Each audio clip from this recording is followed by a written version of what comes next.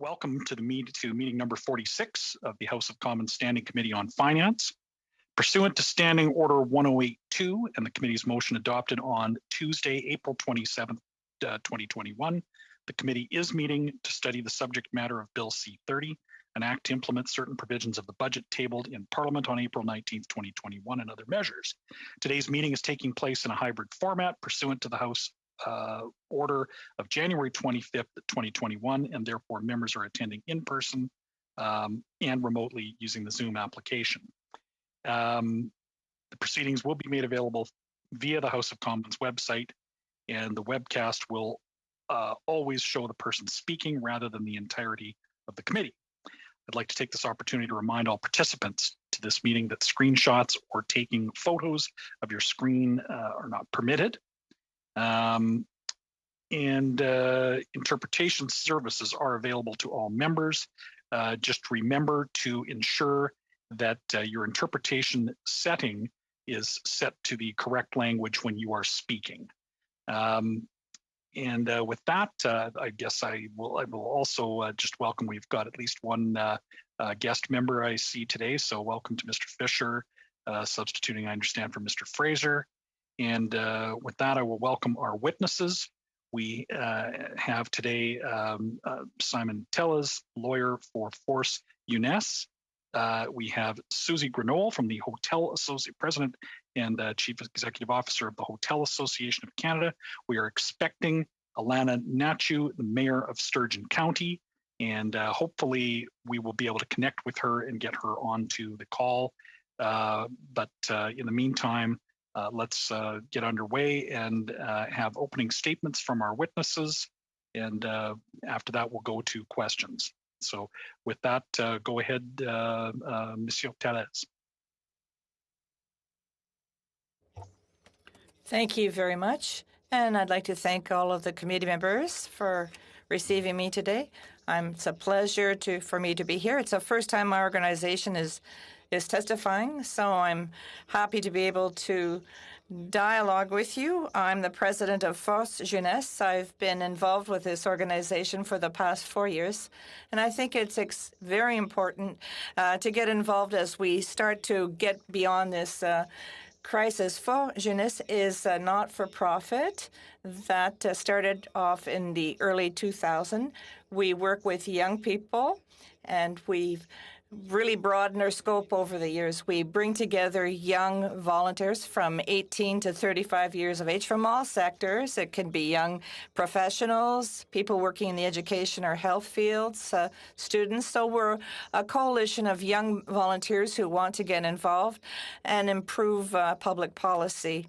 Our mission has three main themes to it. The first is to defend the rights and interests of young people. Secondly, it's to ensure that there's some intergenerational equity in policy. And thirdly, we want to promote the involvement of young people and the place of people in the decision-making process.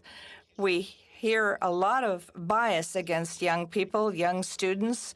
My experience is that our young people are wanting to get involved. They support each other, but we are trying to, but the COVID pandemic has had a real impact on young people. It's very difficult for our young people to get involved and have their voices heard.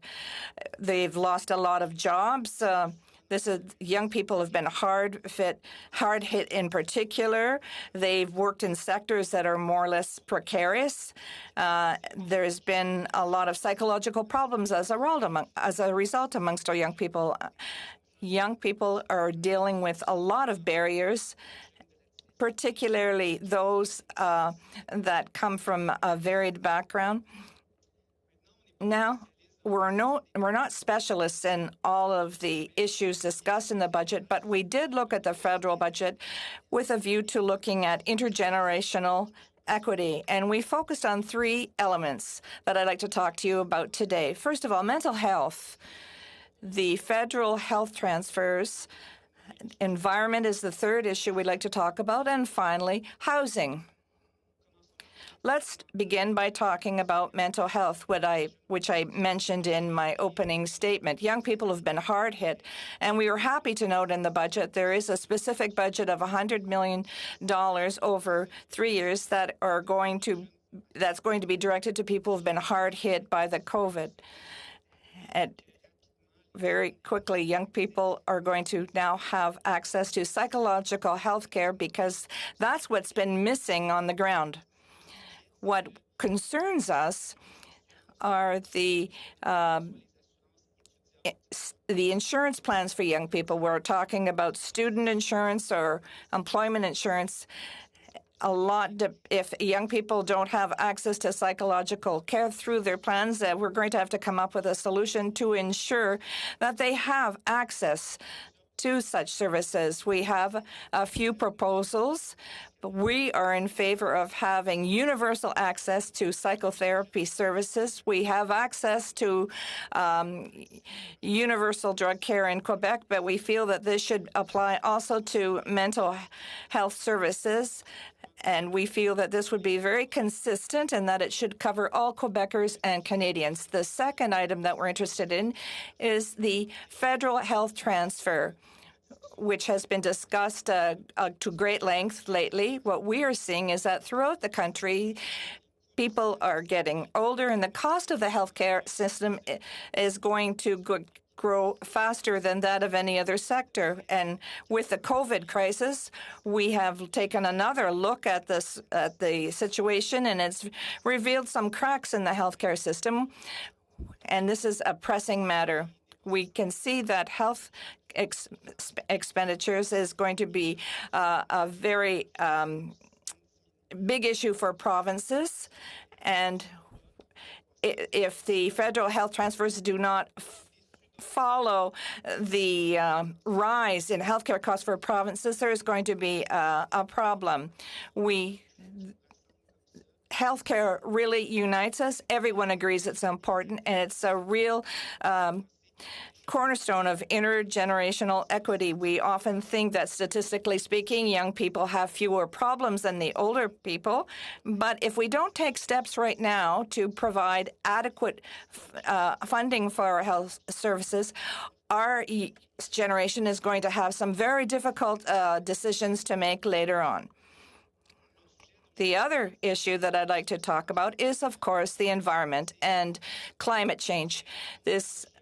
When you ask young people what is the issue that's most important to you, the environment and climate change are often their biggest priorities. We're very pleased to see that in the federal budget, there is going to be some substantial funding to reduce greenhouse gases, and I believe there are $50 billion over 5 years. That's a step in the right direction. That being said, we have to do even more, in our opinion, in order to reduce greenhouse gas emissions and to implement some measures to change the behavior of consumers. We have to show that pollution does have financial consequences, and there has to be greater accountability. And we have to ensure that polluters pay.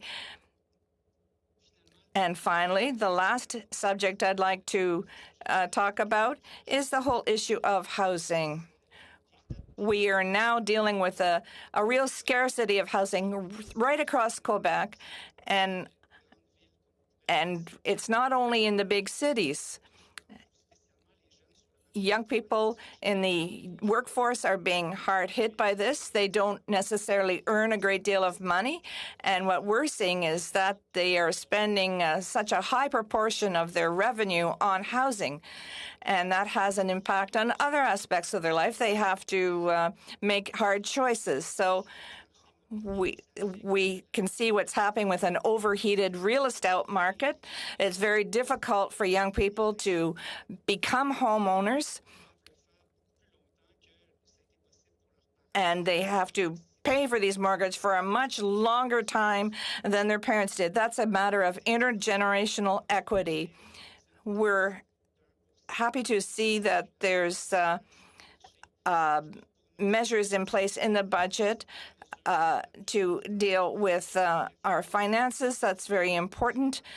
We have to really ensure that we look into affordable housing, help young people have access to home ownership through grants, and we have to help young people who are really in need and they're unable to find adequate housing. We have to rethink the programs that will meet such objectives. An example that I can give you is the famous RAP program, which is a program that enabled young people to use their RSP money in order to put a deposit down on their first home.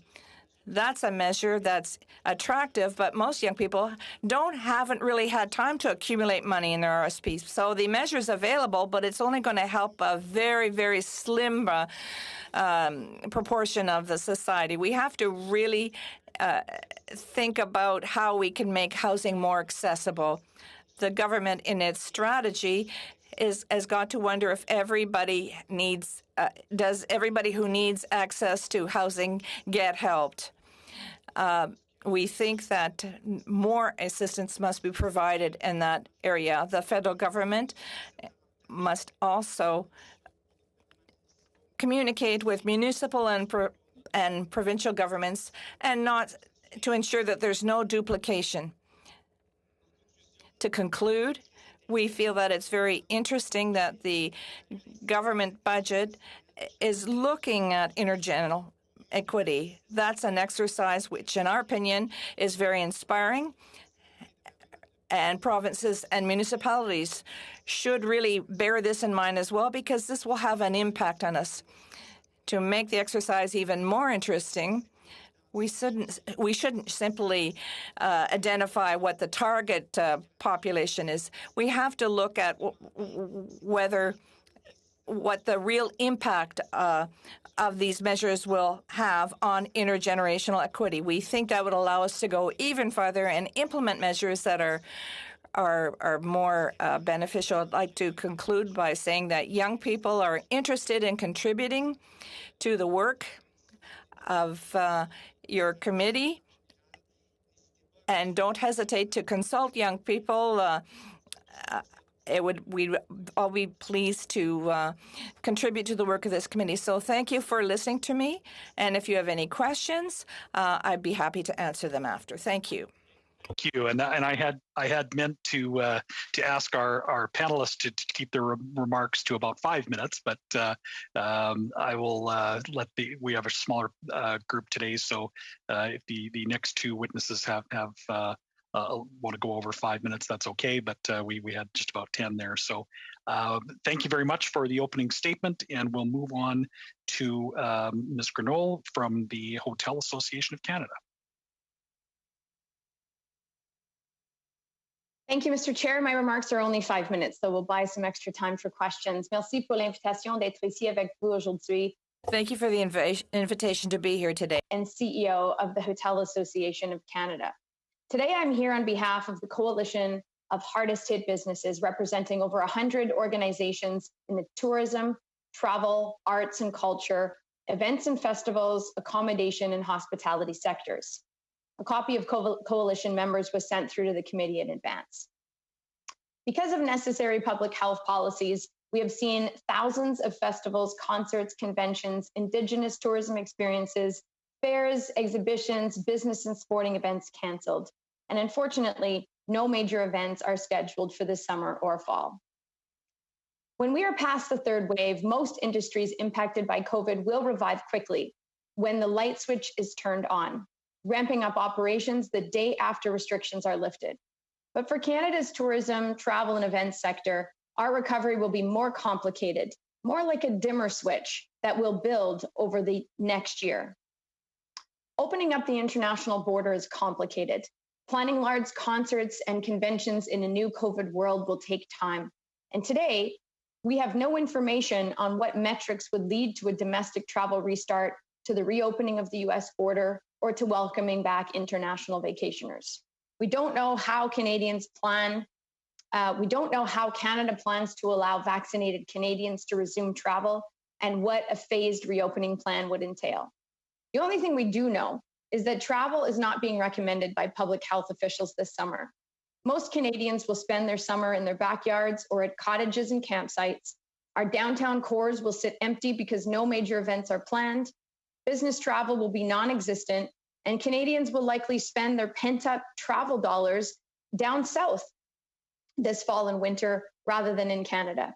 Simply put, our recovery is not imminent. So where does this leave us? The federal budget did make some helpful investments into tourism. We saw marketing dollars and specific funds to bring back our events businesses and other business support programs that may benefit the industry when the pandemic is over. But these investments cannot bring back the summer of 2021, and they will not change the reality that the fall will be our toughest quarter of the pandemic. How could it be worse than 2020? Well, it's because the critical lifelines of our industry, CEWS and CERS, are being aggressively wound down for all sectors equally starting in June. How big a problem is this? Well, according to our survey of coalition members from March, 60% of businesses represented will go out of business without an extension of CEWS and CEWS to the end of 2021. This means that we could lose the critical infrastructure that supports our event businesses in Canada, the unique local attractions that enhance our visitor experience, and the hotels that anchor our women, young people, and immigrants. The real tragedy is that this is a problem of timing and not a shift in human behavior. Once it's allowed, travel will come back with a vengeance. We've seen it in other countries. Canadians will want to attend sporting events and concerts. They will want to go back to the theater and attend in-person conventions. They can't wait to get married in a big, crowded room full of the people they love. Travel and face-to-face events will come back, but we need a plan for how the government intends to keep our sector intact until we can get to the other side of the pandemic. So today we're asking the government for two things. First, the federal government must produce a clear reopening plan based on metrics and milestones that we can rely on to start planning large events and the return of travel. Other countries have tabled reopening plans, and we believe Canada should follow suit. Second, we need a sector-specific support program in place for the fall to assist with wages and fixed costs so we can survive to the spring and summer of 2021 when our true recovery will start. It is only the federal government who can disarm the ticking time bomb that faces our industry. If a sector-specific approach is not designed, it is not a question of whether that bomb explodes, only a question of when. Thank you. Thank you for that statement. And now to our last witness, Ms. Nachu from Sturgeon County, Mayor of Sturgeon County. And actually, before I have her start, I'll just I have Sean Fraser as our first speaker, but I see he's not here. So, okay, so Julie will, the first speaker questioner will be Mr. Falk, followed by Ms. Zerowitz, Monsieur Saint-Marie, and Peter Julian in the first round of questions. And with that, Ms. Nachu, go ahead with your opening statement. Thank you so much. In 2019, the Government of Canada released high-speed access for all, Canada's connectivity strategy. Notably, the strategy commits to deliver the 5010 service to the hardest reaches of Canadians by 2030, which implies that rural and remote areas will be the last to be served. Also, the recently announced $1 billion to the Universal Broadband Fund is insufficient to meet the current needs.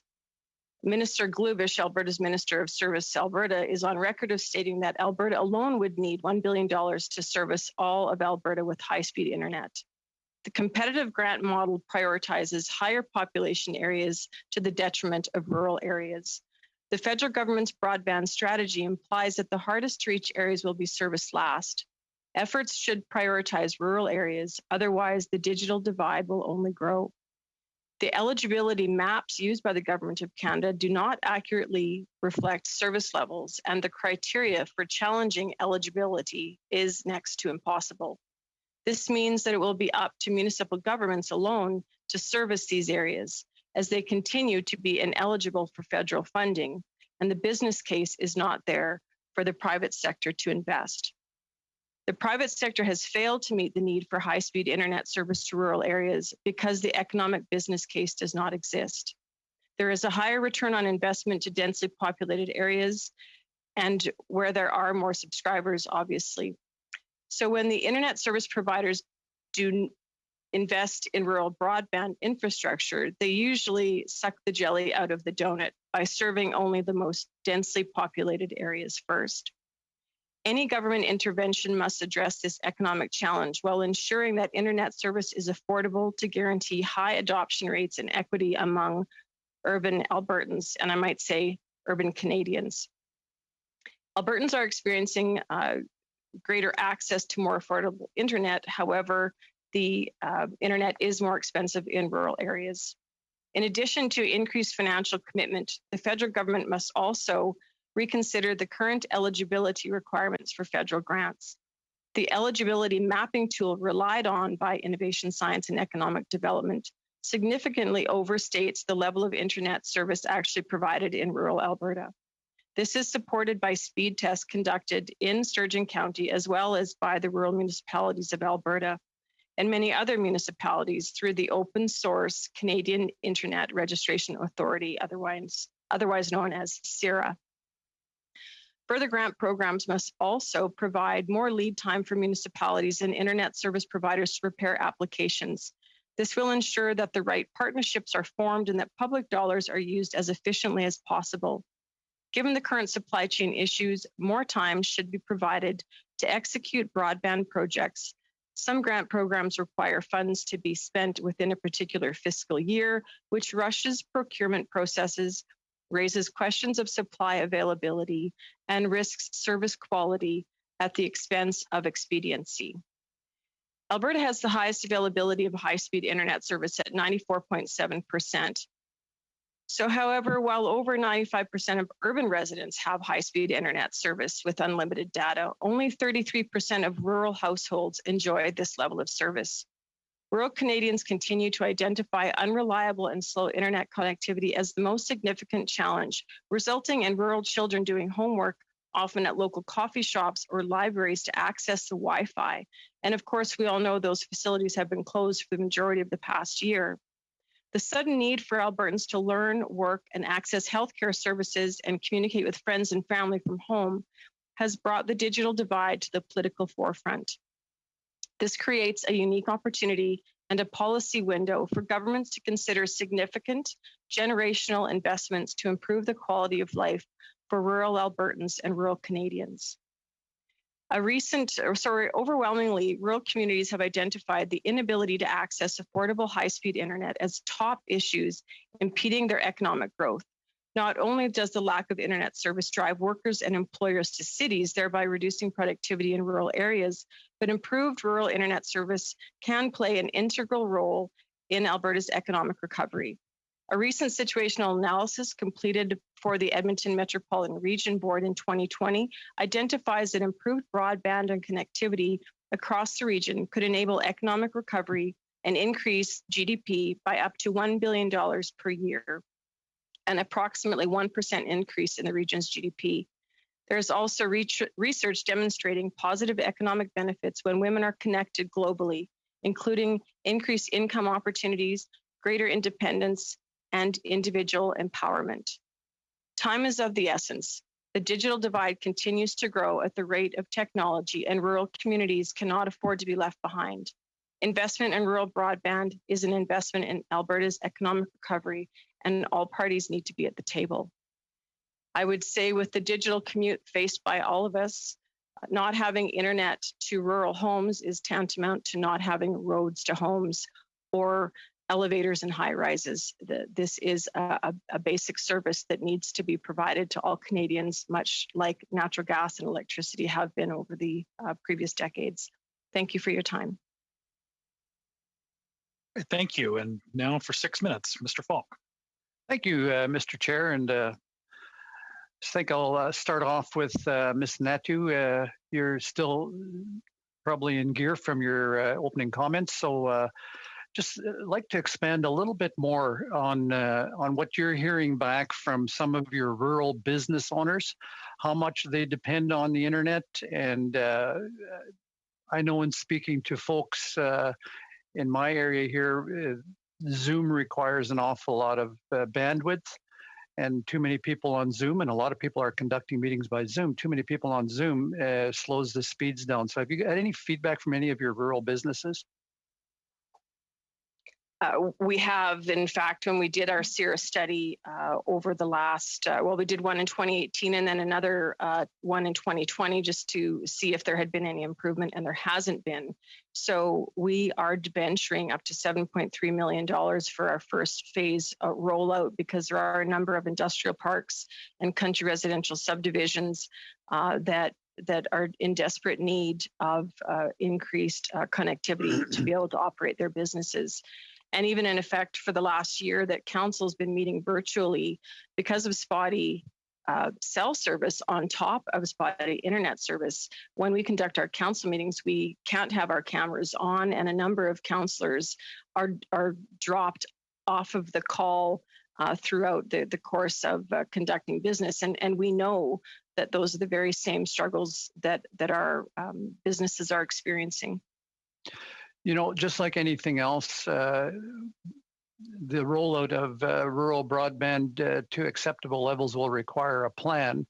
Part of that plan will make sure that there's suppliers or providers in place that can actually provide the service, the infrastructure, and also the bandwidth that you need. Do you know, has that part of the plan been addressed? And is that something that, even if now the federal government has announced additional money for rural broadband, are the people in place, have they been given adequate notice to actually provide the service? We have a number of service providers that are here, and currently we're out requests for proposals from those service providers to come up with a partnership so that we can perhaps supply the infrastructure and they can supply the service. And we, of course, would prefer to be able to do business with more than one, because we are not interested in inviting a monopoly into the county or into the Edmonton metro region for that matter, because it's a regional issue there as well. So I think, you know, the business case is not necessarily there, as we've mentioned, for more sparsely populated areas, but for those companies that have service provided into the densely populated areas, and as I said, sucking the jelly out of the center of the donut, it would be nice if there was some spreading out of the business risk and the business case by having those internet service providers that are providing service to the sweet spots in the city also have to provide a portion of service out to the smaller providers in rural areas to try to spread the risk. Okay, good, thank you. Ms. Grinnell, you've testified here at committee before, I think most recently and during pre-budget consultations, and you gave very compelling testimony about the stress and the losses that the hotel industry in Canada is experiencing and in all likelihood will continue to experience for some time now. Do you have any communication with associations south of the border, and how are they doing? Yes, I do have communications with other hotel associations around the world. In particular, I'll reference the American Hotel and Lodging Association. They're faring a lot better than we are. Certainly, I don't think that'll be a surprise to anyone around the table. Just referencing occupancy levels in Canada last week were 28% versus the US at 54%. In fact, their travel has come back so quickly that they are having to cap operations because they can't find enough staff because there's been so much pent up demand. So they are in a much different situation than we are. They will not miss the summer season as we will in Canada. Okay, and what would you attribute that to? Well, I suppose they have had different, levels of restrictions in place. Yeah, because both of our countries have experienced COVID for about the same length of time. The responses have been significantly different from ones by this Liberal government as compared to the American government. But they've also had a plan there to reopen the economy. And they've had, like you indicated during your opening comments, they've had specific benchmarks or thresholds that at that point certain things will happen and they'll open up. How important do you think, or how much of a missed opportunity do you think this government has had in doing that as far as your association is concerned? Well, first, let me say that the reason we still have an industry standing is because of the investments this government has made. We've had a very, open working relationship with the government, and they have certainly listened to our plight and have been responsive. So we're grateful for that. But I will say that it is time for a plan.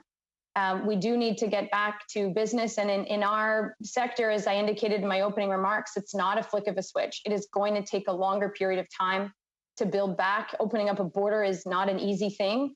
And we just need to know what we're dealing with so that we can start to organize these business events. And we're not suggesting that we do this in a willy-nilly, unsafe way. We're simply saying that, pick some metrics and allow us to plan against that. We're not even saying it has to be this date versus that date. We're just saying, please pick a date and communicate it so that our businesses can start to plan these business events again, which, as you all know, take a lot of lead time, several months indeed. And so the longer we wait now, our recovery is not forecast until early spring. For some of these larger events at this stage. So outside of the thank you. COVID... No, I'm sorry, Mr. Falk, you're out of time, and we'll now go to Ms. Zarowitz for 6 minutes.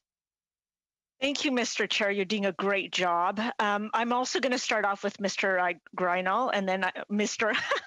I get called Mr. all the time as well. I mean to say Ms. Greinal. And sure. then I'd like to continue with Mr. Tellis, if that's okay.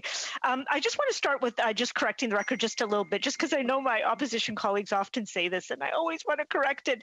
In a world population of over 7 billion people, everybody in the world is fighting to get those vaccines. And I really feel very blessed in our country of Canada that we continue to rank among the top 3 in the world in terms of vaccinating with a first dose our whole population. And I just feel we should feel blessed as a nation and privileged that we get a chance to be able to actually have so many vaccines to have come into this country. So I'm just going to put that on the record. Ms. Greinal, you've been wonderful. You've come so many times. You're always professional. You always are right to the point and give your excellent recommendations. So I have 2 quick questions for you. The first one is, your first ask was just, produce us with, a plan with metrics, with milestones. Can you tell me what would be a model country, or is there a country that's done a fairly good job right now, or a couple countries that you think, why don't you try to, if you follow this model, that would be helpful to us? Yes, I would point you at this stage to the UK. So they probably have the best model in place, and they're using a traffic light system. So green for 12 low risk countries. So they'll open first to low risk countries where you have to test negative and then you have no quarantine. Amber for countries that are moderate risk. So you must self-isolate for 10 days, and red for countries that are high risk, where you would still need to have a hotel quarantine, as an example. They have a system where they're going to open up to nations who have comparably low levels of risk. And I think that would be the model that we would recommend. But there are others too, and I would be happy to follow up with the committee with a few others as well, including Israel and others. That's very helpful, just because it's good for us to get a sense about what models you think are good models for us to look at. In terms of your second ask, which is, sector-specific support that would allow you to survive to 2021, just very specifically, are you asking for the wage subsidy and the rent subsidy to be extended until the end of this year? Is that what your direct ask is? Yes and no. We don't want it extended for everybody. What we're saying is that it's time to tailor it to the sectors that really, really need it. So I am not recommending that it be extended in its current form, because it's just way too expensive, and half the businesses that are getting it right now don't need it. Okay. So we're saying cut it off at call it 40%. Or some other, 40% or 50%, something that would demonstrate the business is still under duress. And do it strategically for the sectors that the government is choosing to support, understanding that our recovery is not within reach, not because of anything we've done, and not because travel will not come back, but simply because we will have missed the timing of the summer, and because business events take a longer lead time. Okay. Thank you very much. Thanks so much for being here with us again. I hope you don't have to come back, because then we just have been doing things that'll sort of satisfy the industry. I'm going to go to Mr. Tellis. Merci pour votre présentation. Thank you for your presentation. I don't speak French very well, so I will be asking my question in English. Here. And I just want to say thank you. I have a nephew in university right now, and so I follow his progress all the time. I want to say a huge, huge thanks to you and through you to all youth for everything that you do. I know that it's the youth that sort of step up in our coffee shops, that step up to sort of help us in a lot of the sort of short-term and more contractual jobs that are in our society. And I just want to say a huge, huge thanks to you. In our budget, we've put an additional $5.7 billion. There's a very deliberate desire to make sure that our youth are not going to be the lost generation. And Mr. Tellis, it's really important if you could let us know if the measures we've put in here are actually helpful, or whether it's been a complete miss. So for us, we have increase the threshold of when you actually have to start doing the repayment of the federal student loans to $40,000 threshold. I've been told that that's a game changer. Can you let me know whether that is actually helpful to youth? We've also doubled the Canada Student Grants, so that's an average addition of around $2,600. Is that helpful? We've also continued to suspend the interest on the federal student loans till March 2023. Is that helpful? And then the last part is we put a lot of money into making sure that we have a lot of job opportunities available for youth. And is that helpful? I know that in my own riding, I only have 12 square kilometers and I have 400 jobs available for youth right now. Is that being helpful? If you could address those, then I'd like to talk to you about climate change. You've got less than a minute, or about a minute. Okay. Thank you for your question. Very quickly, with respect to the substantial investments in post-secondary education, absolutely. This is welcome money and it'll have a significant impact. As you know, perhaps in Quebec, we have our own student loan service in Quebec. But you're investing, and the federal government should continue, in our opinion, to invest in students. However, that only affects students. What we're worried about, young workers aged 18 to 35 who are not necessarily studying. This tranche of people are a little bit forgotten in the budget, and there's no specific measures for them. You talked about job creation. That's a main concern of these young people. We have trained youth people who are ready to contribute, but they don't necessarily manage to find jobs that are in line with their skill set. And I think we have to look at that measure as well. I'm sorry. You have to cut me off. We're at 6.5. Yeah, we're at 6.5 already. Okay. Thank you so much. Merci. We're going to move on now to Monsieur Saint-Marie. Thank you, Mr. Chair. First of all, I'd like to congratulate you. You're chairing the meeting very well. A master. Mrs. Granel, Mr. Nityu, and Mr. Telt, thank you for coming here and making some very good presentations on important sectors. And my question will be for Mr. Tellis. First of all, could you please explain the situation of young people? We have been dealing with this pandemic for 14 months now. What's the morale like amongst young people? You talked about mental health. How are things working out for young people? Thank you, Mr. Vice Chair. It's an important question. People are doing better now than they were previously. What's made a big difference for young people is the CERB and the student program, which really gave a huge injection of assistance. Young people tend to work in fragile sectors such as tourism or the service sector. So these young people have lost their job, perhaps more so than other people. So that makes a real difference if you have some type of help.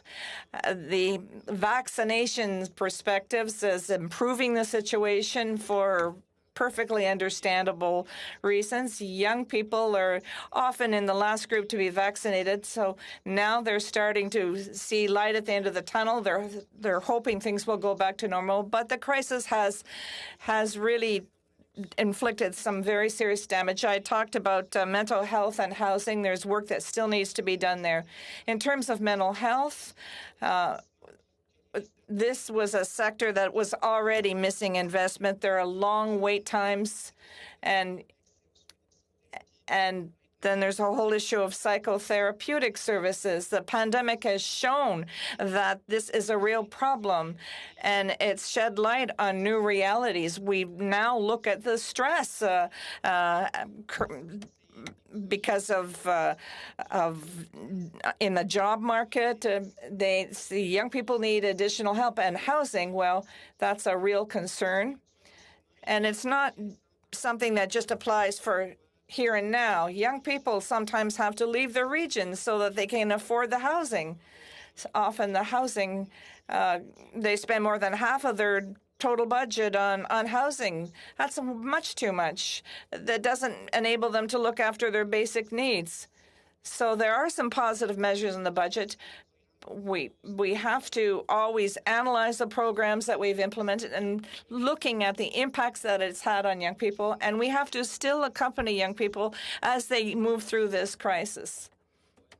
Thank you very much. The whole issue of housing, well, it's terrible when you look at the explosion of prices, and those who want to buy a condo, it's terrible. A lot of economists say that we have to control the price of housing. But you, in your presentation, you talked about targeted measures for young people. Could you explain what these measures are, please? And I think I have 2 minutes remaining, so please use these 2 minutes. Thank you. I'll do this with pleasure. You talked about the construction of a building of affordable housing. The federal government could subsidize construction projects together with the provinces and municipalities. So there are initiatives that are being undertaken by every government level. And in Quebec, I think that the federal government could play a huge role in subsidizing affordable housing and ensure that housing is built properly. That the purpose is not just going to build housing that will be subject to speculation. We want housing that will remain affordable for young people. Another idea that I didn't have time to discuss, and this deals with access to ownership, we have to start thinking about taxing on the sale of buildings, even those that are the sale of principal residences. There's a lot of purchases that are being made now. A lot of renovations are being done to the houses, and the housing prices are just exploding. Young people just can't afford them. So perhaps taxing the sale of the principal residence could be an interesting solution. And this would help young people when they're buying their first property. I also talked about subsidizing people who are needy. This pertains to young people who don't earn enough money to look after their basic needs. We have to rethink our programs, such as the Access to Property program. We have to look at how many people have used this tool. Has it made a difference? We have to assess the programs and wonder and think about the possibility of introducing new programs. You've made some very good points. I would imagine my time's up, Mr. Chair. So thank you very much. All right. With that, Mr. Julian for 6 minutes. Thank you, Mr. Chair. And my goodness, you're putting fear into all of us with your rigorous adherence to 6 minutes. So I'm going to get right to it. And I thank our witnesses for stepping forward today. We certainly hope that you and your family stay safe and healthy during this dangerous third wave that is now sweeping across our country. And thank you for your testimony as well. I'd like to start with Ms. Grainol. The figures that you gave, as I understood them, are absolutely shocking. Are you saying that if we don't have the extension in place, the supports in place for the hotel business, that 60% of those businesses will be out of business by this time next year if we don't put in place that foundation of support? That statistic is actually for the coalition. The number for hotels is even worse. It's 70%. Unbelievable. That is, it's just earth-shattering. And yet we have a Budget Implementation Act, as you well know, that basically does a victory lap, as if the government thinks that that COVID has been soundly beaten. A massive slashing of supports like CRB and SUS starting just in a few weeks' time, the month after next. So when we're talking about 70% of the hotel business, what does that mean in terms of lost jobs and the economic impact that all of the communities will feel? Not only with those hotels closing in the immediate loss, but the longer term, the rebuilding afterwards, and what that would mean for those communities. Well, it's absolute devastation. I mean, the hotel industry would be considered the anchor businesses of the tourism industry, and that, it supports commerce, the movement of people. It's critical for communities who rely on tourism. That's the first thing you do when you plan a trip, right? You book the hotel. It impacts Canada's ability to bid on international events and bring them back to Canada, because we would not have that capacity. The downtown cores are hurting so deeply. They're sitting at 90% revenue loss on average over the course of the last 15 months.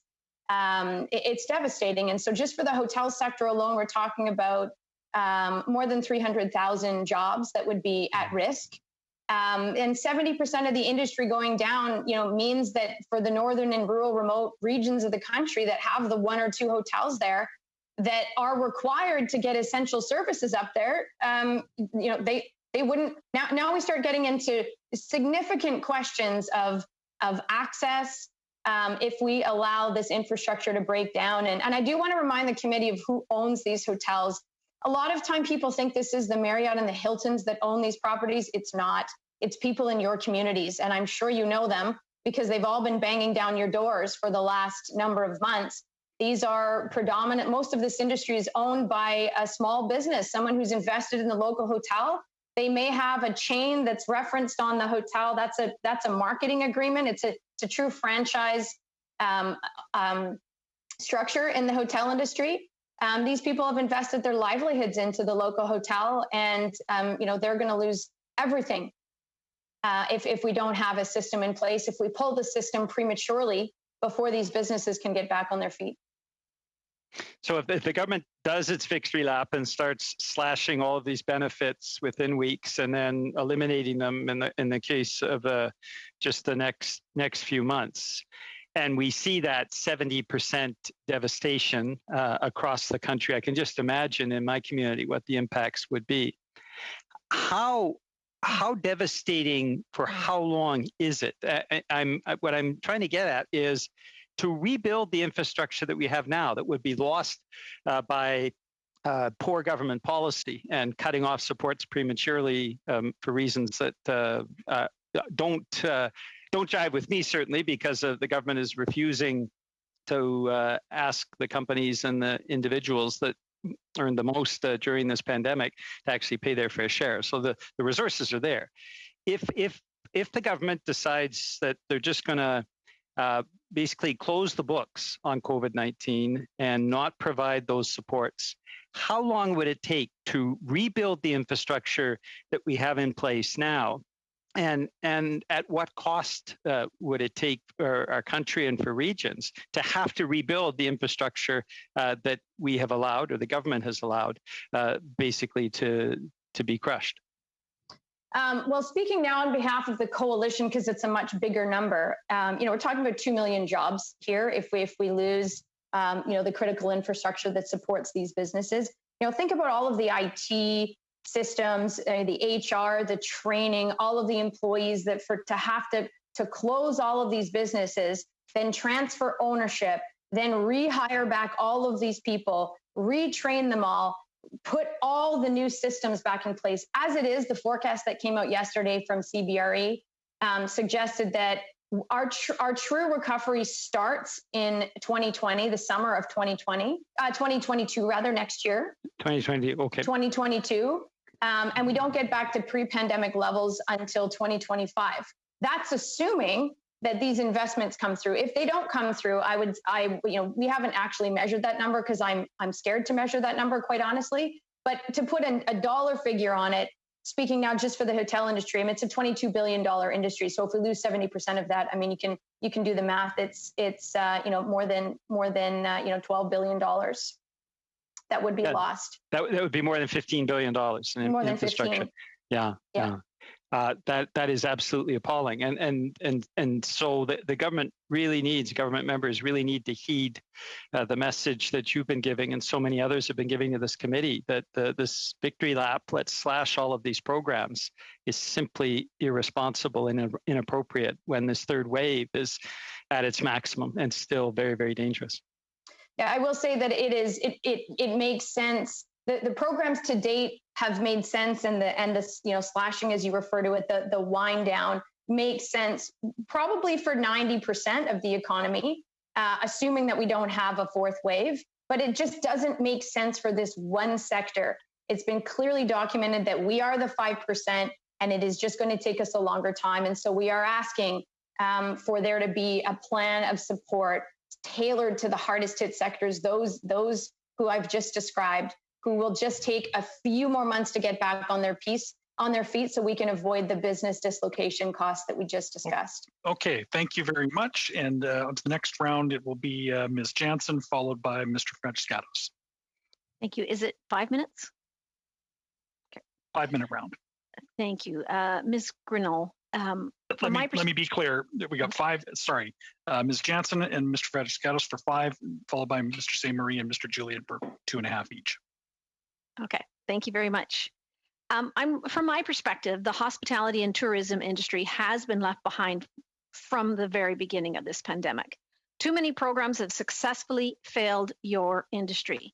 Based on what officials said last week at committee, every program is designed very simply, or they can't manage the complexity, which leads to this one-size-fits-all approach we've seen over and over. Now, I understand from you, if we continue on the course we're taking in this budget, 70% of hotels will be forced to close and 300,000 jobs will be lost. Like, that's an absolute crime in my view. And especially since slow vaccine procurement means we will only have one dose this summer, keeping us locked down tight longer than our neighbors to the south. And honestly, I don't know how I can vote in favor of this budget, knowing that so many entrepreneurs and job creators will be losing the shirts off their back if this passes as is. Were you not included in any discussions with the government prior to the budget? Like, did they understand how desperate your situation is and what you need for survival? Yes, we had many discussions with government leading up until this point. And, I will say that our industry has been one of the largest recipients of the funding to date because of the way the programs have been built. They are scaled so that the hardest hit businesses do get the lion's share of the funding. So, we've been involved in the discussion and in the design, and certainly there's been responsiveness from the government to extend those programs now multiple times. The 25% top up, I think, was designed to support us. But I don't have any answers for you about why the wind down for everyone. It was not what we asked for. And, we are certainly hoping that there will be room to adjust that approach and continue with the supports for the hardest hit, because the one size fits all approach, I think has worked up until this point, but it will fail distressed sectors in the fall. So do you think that your industry would be in the same dire straits if we could have had a 2-dose summer like the Americans rather than just the 1 dose our prime minister's promised? Well, because we're a seasonal industry, the majority of the revenue that we would make comes from this season, and then it supports the businesses through the back half. So the back half of the year will be incredibly difficult because we did miss this revenue loss opportunity. So certainly, the summer is critically important. Yes. Would it help your industry if the government could give you a defined target for reopening the border at this time? Yes. Can you kind of tell me a bit more? How would that help? Well, because it gives certainty. Right now, we've got all of these cancellations sitting on the books, all of these international conferences or local domestic conferences, weddings, who all just want to know, can they book their wedding in the fall? Can they plan an international event? Is that going to be allowed with some degree of certainty? And of course, everybody appreciates that there has to be flexibility built into the system. If we do have a fourth wave and things are not safe, But we are looking to see metrics that would say, look, if we get to this particular point in time, we will reopen the border. And of course, if we don't reach those metrics, then it's not safe to do so. Then naturally, we wouldn't reopen the border. But that would allow us to plan and to start to get business back on the books. And right now, everything is essentially on hold. Okay, so would it save your industry if the government would finally design a program that actually targeted your unique challenges? Well, yes, because a program designed for our sector would give us the predictability that we need to plan. And it would also give us flexibility around when the support programs end. And I would also just say that we're not recommending that everybody just get support if they don't need it. You know, built into these programs is already a sliding scale. And so if we do see, let's say resort properties do well this summer, they wouldn't get support. It's only for the businesses that are sitting in the downtown cores, and there's a lot of them, who will not see anybody through their doors this summer and who are going to be facing a fall and frankly another really difficult 8-month period of time with absolutely no government support at that point in time and no ability to make any significant revenue, because the business events that need to be planned need to start being organized now if we're going to start having any of them in the fall. So there will not be any sort of sizable business events in the fall. All right, and with that, Mr. Fredskatos for 5 minutes. Thank you, Chair. And I'll have to go back to the record afterwards. I think I heard Ms. Jansen say that she may not be voting in favor of the budget, which stunned me a great deal. I think we're all very surprised by that. I would also point Ms. Jansen and Conservative colleagues, if they wish, to take a look at the most recent data, which has regularly for the past several weeks put Canada in the very top tier, either first some days, second other days, third other days, but no worse than third in the G20 on vaccinations per day that are being administered. It's really something that I think needs to be corrected here. Yes, we can do better, of course, but we're doing extremely well right now. And the effect of that rhetoric, Chair, is that it generates a sense of concern and I would say even fear that is not well placed. And if we're going to be seized with issues on this committee, let's focus on the facts rather than contributing to these myths that opposition colleagues have been peddling recently. Different issue altogether, but we've seen what has happened with C10, where Facebook has been alive and well with conspiracy theories about censorship in recent weeks, and we all know that's not true. But I will focus on the issue at hand here, Chair. I just wanted to put those points of view on the record. Mr. Tellis, thank you very much for representing youth here today. Thank you very much for being an advocate. Ms. Darowitz took my question, unfortunately, which was to ask you about student debt. It was great to see that there were a number of measures put in place in Budget 2021 to help students with debt. That matters a lot for me because prior to taking on the role of a member of parliament, I taught at Western for a number of years where I saw students really impacted in such negative ways by student debt. But what I also saw was mental health challenges that young people have faced. I think we all know, we've heard the stories in our own communities about the way that the pandemic has exacerbated that challenge for young people. Could you speak to that? Because I know the budget does provide a very sizable investment for mental health in this country and improved services.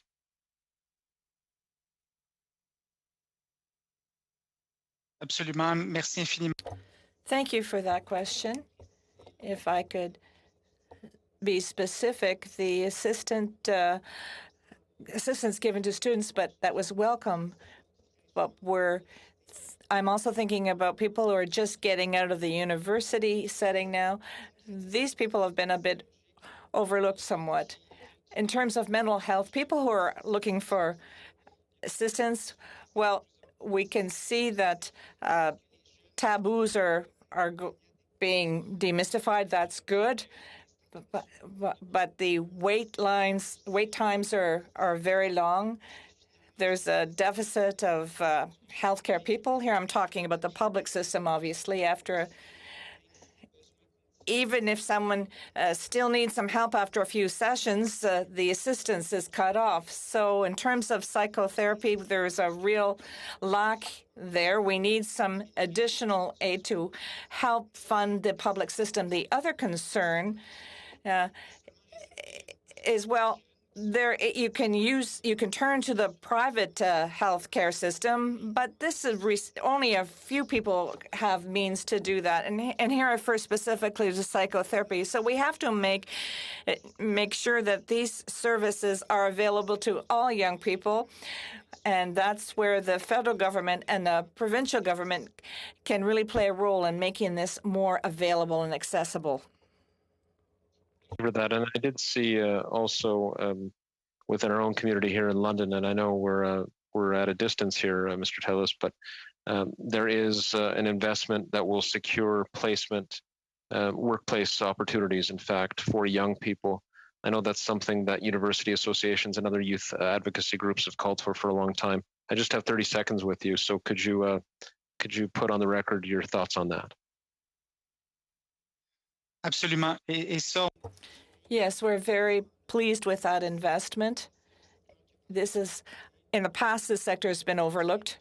We need to create job opportunities for young people so that young people can play catch up with given what they've lost over the pandemic. So we really think that this will be very necessary in the future.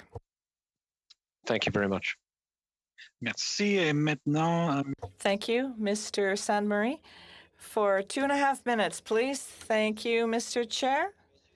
Mr. Tellis, in your presentation, you talked about intergenerational equity and the bill we're currently setting. You talked about housing and mental health. I'd like to look at the two other themes that you refer to, funding of public health system and the environment and climate change. When the government tells its provincial counterparts that they want to discuss health services, but post-pandemic, what we're saying in my party is that this is a time to resolve the problem. So I'd like to hear your comments on that. And the second question I'd like to put to you is, what should the federal government do in addition in order to deal with climate change and to help the environment? So the floor is yours. Thank you, Mr. Vice Chair. We share your concerns. We don't know why the federal government doesn't want to currently talk about the health transfer. There's always tension between the provincial and federal governments about this matter, but in Quebec, we have already spent over half of the amount that they receive on health services, and they're going back a number of years. We see that healthcare costs have been rising, and what happened is that there are other issues, such as the environment and education, that don't get enough money either. So we should have dealt with this situation yesterday. So let's take advantage of the time right now to look at the concerns, get the territories, provinces, and the federal government to come together. We have the statistics. The reality has been well documented. We're looking for answers with respect to the environment. We are happy about the investments that are currently being made. It's a change compared to what we've seen in the past. Environment is important. We need to do more, but we think we should do even more and try and change individual behavior. We could perhaps introduce tax measures such as the carbon tax to help this out. We had this in place in Quebec for several years now, and it has been a positive effect. We have to really change individual behavior and provide financial incentives not to pollute in a manner that is effective, that has proven itself, And we need to provide some political courage. Yes, that's going to shake things up. It's going to ask us to change things, but we need to do this. Thank you. Before we go to Mr. Julian, the following round, we will have Mr. Fast, Ms. Katrakis, and for 5 minutes each, and Mr. St. Marie and Mr. Julian for another 2.5. So with that 2.5 minutes, Peter Julian. Merci beaucoup. Thank you, Mr. Chair. And I'd like to put my questions to Mr. Tellis. Thank you for your testimony. It was very eloquent. Now, we're for the first time in our history, we're in a phase where the government is encouraging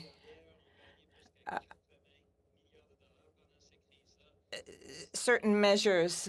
The banking system have received $750 million to support equity. So we're talking about astronomical amounts here.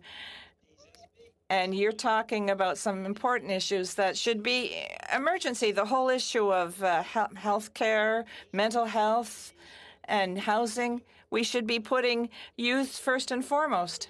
Unfortunately, what we're seeing is we have a government that is helping billionaires and banks more than young people. Do you the young people are getting crumbs compared to the needs that they have? Would you like to see a reorientation of the governmental approach so that we can really help young people get ahead in our society? Thank you for your question. We think that even significant investments have made in youth. We feel that this is insignificant when you look at the budget as a whole. When we look at the very specific consequences that the pandemic has had for young people, I think we could do more. Yes, we should be taxing corporations and billionaires, but in our strategy, we have to try and target young people. My comment on intergenerational equity was along that line. Right now, we measure intergenerational equity in various ways. We have certain measures for young people and for seniors, but we think we should go even farther. We need to look at an investment that's recurring and more robust rather than a one-shot investment. We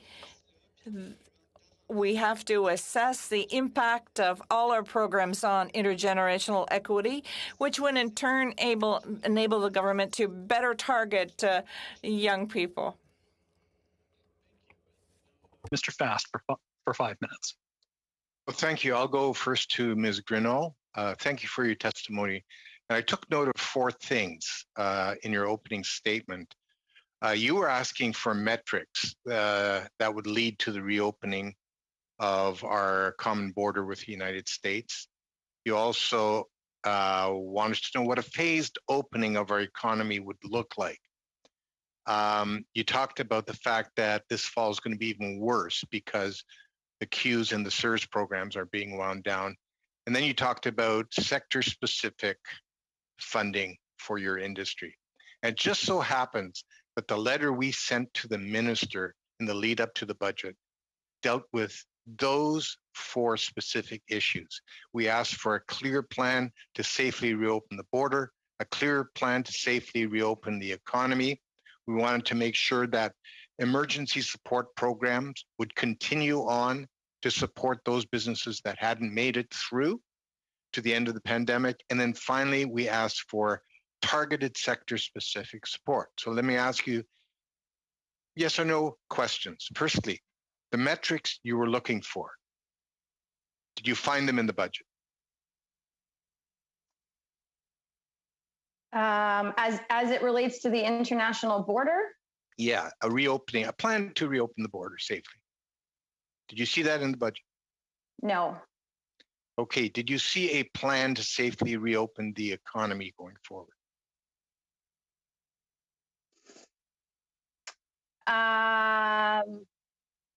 As it relates to our sector specifically, Yes. No, I think it was well, in fairness to the government, we were in the middle of a third wave at that point in time, but no, we did not see that plan.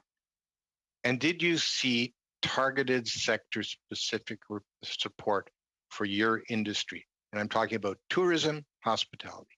Yes. As a matter of fact, there was record spending on support for tourism, for Destination Canada, and for marketing and for supporting some of the larger events to get back to business. There was a relief fund for tourism that will, not a large fund, but a smaller amount, 500 million, that will help some of the smaller businesses to pay for hard costs that were associated with safety investments. So that was good. And those are very good investments. The challenge is that we can't plan events right now. And so those dollars are going to be more effective in the spring and in next summer when we can really market for events that are taking place. But today we're hearing that travel's not being recommended. So those dollars are really helpful, but they're not going to be able to be used effectively. And we will, I'm concerned, still miss the summer. And so, no, there was not sector-specific support as it relates to CEWS and CSRS, which was another component of our ask. So we got the stimulus piece, but not the support piece. Thank you. That's very helpful. I'm going to very quickly go to Ms. Hatchu. The budget contained $1 billion for additional broadband support. In my discussions with the Ontario government, they said over the next 3 years, their province alone is investing $4 billion in expanding broadband. You take $1 billion and you spread it out over our huge country. It's not a lot of money to invest. Would you agree with me? Yes, I would agree. Okay. I'm assuming that you have a plan that you are willing to share with the government that would actually allow a ramp up of broadband infrastructure investment, certainly in Alberta and probably across the country? Well, we're currently phasing it out through Sturgeon County. And as I mentioned, the Edmonton Metro Regional Board is a regional planning commission of 13 municipalities, a mix between rural towns and cities. And there's discussions there as to how to roll out a regional plan as well. So we are working, as I mentioned earlier, to try to find the sweet spot so that we can spread the risk associated for the internet service providers, but not take on the responsibility of being that service provider, because that's not necessarily our strength. And as is mentioned earlier, you know, the complexities around the needs and existing infrastructure and gaps means that a one size fits all is not necessarily something that needs to work or is going to work. It needs to be very specific to regions based on what's there and what's missing. Mr. Chair, how much time do I have? 0. Sorry. We're on to now Ms. Katrakis for 5 minutes. Thank you, Mr. Kelly, and thank you to all our witnesses for your presentations and your comments this afternoon. I just wanted to put on the record that, you know, we're talking about a lot this afternoon on the tourism industry, and perhaps there isn't a targeted one program for the tourism. But what I think is important to put on the record is that through the CSRB and the CEWS, the tourism industry has benefited with $15 billion of support. So I think that's very important to put in, on the record. My first question is to Ms. Grinnell. In your organization's analysis of the budget, you note enhancements to the Canada Small Business Financing Program as a measure that will help support the competitiveness of businesses. How many hotels will likely make use of the program given the expanded eligibility requirements, and how will financing be used by these hotels? That's a great question that I don't have a 1-minute answer to.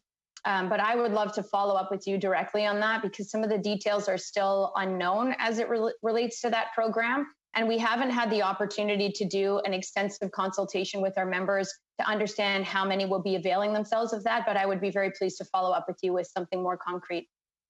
Mr. Chair, if we can ask Ms. Grinnell to send that response to everyone at the finance. Yes, if we can receive that response and circulate it to the members of the committee. That would be my pleasure. And continue with you, Ms. Grinnell. What role do you see the new Canada Recovery hiring program playing in the hospitality and tourism industry's transition back to normal operations? We do see some, programs, as per your testimony, expiring by the end of June, but there are other programs in place that we could easily transition. So how do you see this program helping the transition back to normal operations? Yeah, so this will be really helpful. I mean, you have to choose, right, between the CEWS and the rehiring program. It will be really helpful for any hotels out there that think they're going to see movement this summer. So probably some of the resort and maybe rural properties, if we do end up seeing something similar to last summer, they may see Canadians move around. And it's probably more beneficial for them to use the rehiring because they will be ramping up. For the downtown core hotels where there's nothing going on, there's no events planned, they're not going to be rehiring, and so they'll be relying predominantly on the CEWS program instead. The rehiring grant does go until November, so you are correct that it does bridge a little bit into the fall. But the challenge is that at that point is that we don't have any events on the books, and so we're not rehiring at that point. In fact, many will be dehiring at that point, which is why keeping these assets alive and fixed cost support becomes really important, because the one thing that you can manage is wages. That is a variable cost. And if you go into a turtle scenario in the fall where the businesses are just going to try and buckle down and survive, the one thing that they can manage is wages, which is why it's so critical to see a wage subsidy or a rehiring equivalent. But it will be more important at that point to support the employees who are already on payroll, as opposed to tying it to the need to rehire, because we just won't be rehiring at that point. Mr. Chair, do I have time for a quick one? You've got a minute and 20 seconds. Thank you. We touched upon it. I heard some comments on the Tourism Relief Fund. The budget proposes an investment of $500 million through the Tourism Relief Fund to help local businesses adapt their products and services. How do you see your members making use of this fund to adapt and improve their operation? So the details have not yet been released on who can access it, for what reason, and so we'll have to wait and see what the details are. And I do hope that there is some benefit to our members. But if you do the math, it would be it's a smaller investment. It's helpful, but it really doesn't solve the bigger problem that we're going to have an entire industry with very little movement happening in the summer, and the critical support programs like CEWS and CERS that are going to be winding down at that time. That's the biggest issue that we need to solve. And we do need a plan for how we address that in the fall. I think we're going to do great with the vaccine rollout. We're going to ramp up that, and you're going to see we're going to open up our economy a lot faster than people think. All right. With that, before I go to, we'll have Mr. St. Marie for 2.5, Mr. Julian for 2.5. Following that, we've got time for one question from Mr. Fast and one from Mr. Fraser, if he would like to ask a question. I think he wanted to get in. So with that, go ahead, Mr. St. Marie. Oui, Monsieur Kelly. Mr. Kelly, I don't want to challenge your decision, and I would accept what you have to say, but normally, if I'm not mistaken, I have initial speaking turn, then 2.5 minutes, and then it goes to the Conservative Party and the Liberal Party up until 4 o'clock. I think you got around following the Conservative and Liberal questions each time, and this is going to be just a last single question we've got for the last 2 minutes that follow. Mr. Point of order, Mr. Chair. Yes. I may be able to solve this problem. Having missed the opening testimony and most of the discussion because I was busy getting my vaccine, I feel ill-equipped to ask questions. And for the sake of the additional minute, I would give my time to Monsieur St. Marie if that allows him to finish his questions. I think that what we'll do then, given that we've just burnt about a minute and The real point that I wanted to squeeze in the last bit was to make sure you didn't miss your opportunity for a question. We will, with the few minutes we have left, we will just have the last two speakers be Gabriel and Peter Julian. So go ahead, okay. Mr. Marie. Merci. Thank you, Pat. Congratulations on getting vaccinated. We're on the right path. Mr. Tellis, many analysts and economists say that the economic recovery means that those who have won in the pandemic and those who got out of it, and there are others who will take a longer time to recover. For example, Mrs. Grinnell's industry, it's going to take a long time to come back, and we need to support them because we cannot simply do away with such a significant sector. Mr. Tellis, I'm under the impression that a lot of young people aren't part of that group that are going to be able to recover quickly after the crisis. What do you think about that? Thank you. I think just as you do. Thank you for your question. I know very many young people who have improved their lot over the pandemic. What we've seen is that they've lost their jobs. They've had to put the projects that they've had to put them on ice. They haven't been able to travel. They're not able to contemplate buying a house. They're having difficulty paying for housing. They've got psychological problems. That's the reality for young people. Their vulnerabilities have even been heightened by the pandemic, and so they feel that they've lost ground over the past year. So no, the lot of young people has not improved. And that's why we need to really focus on young people and come up with a targeted strategy to help them through all of the programs that are being implemented by the federal government. Thank you. I hope that your voice is heard, and I hope that this committee will be able to invite you back. You have a lot to say about intergenerational equity, and that's an important issue. Thank you, Mr. Chair. Thank you. And to take us home here, go ahead, Mr. Julian. Thank you very much, Mr. Chair. Thanks again to all of our witnesses for very compelling testimony. I haven't asked a question yet of Ms. Natu, and would like to come back to the issue of broadband and internet telecommunications. First, the cost that Canadians pay is much higher than elsewhere in the world. There's a variety of other countries that have brought the cost down. Sometimes it's by a combination of public investment coupled with private investment. Sometimes it's by clear regulation around that. First off, the cost per person in your area, for example, do you find it daunting? I know that many of my constituents do. The cost to access to telecommunications is through the roof. And secondly, do you think that we should be looking at all possible solutions so that we can actually provide support for broadband right across the country, make sure that all communities can benefit from that, and that Canadians have access to technology?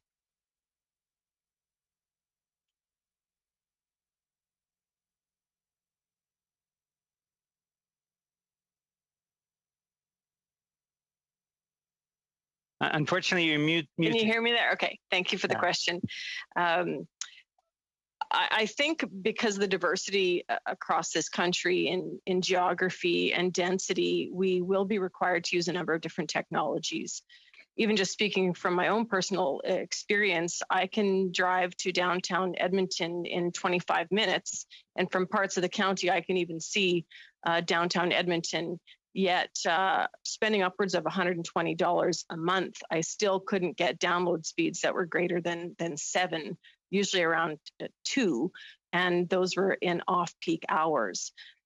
Fortunately for me, I was in the catchment area that was able to use the beta Starlink test. So for an extra $750, I got the equipment and certainly have seen a remarkable increase in my connectivity, upwards of 80 to 150 download speed, which has been very beneficial for me to be able to work from home.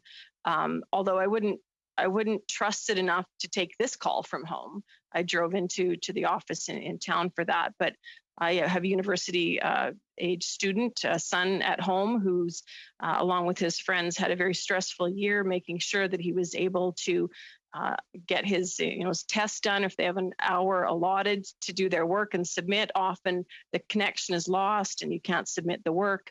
And I know there's just been a tremendous amount of issues connected to the frustrations around internet that I know then feed into even the growth of mental health issues that Mr. Tellis has spoken about.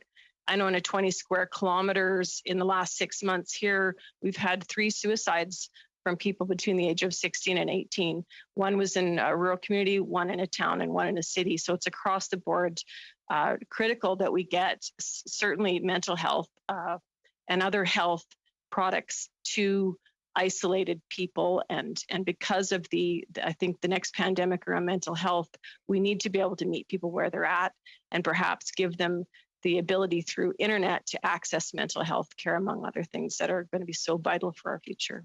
Thank you. Okay, thank you.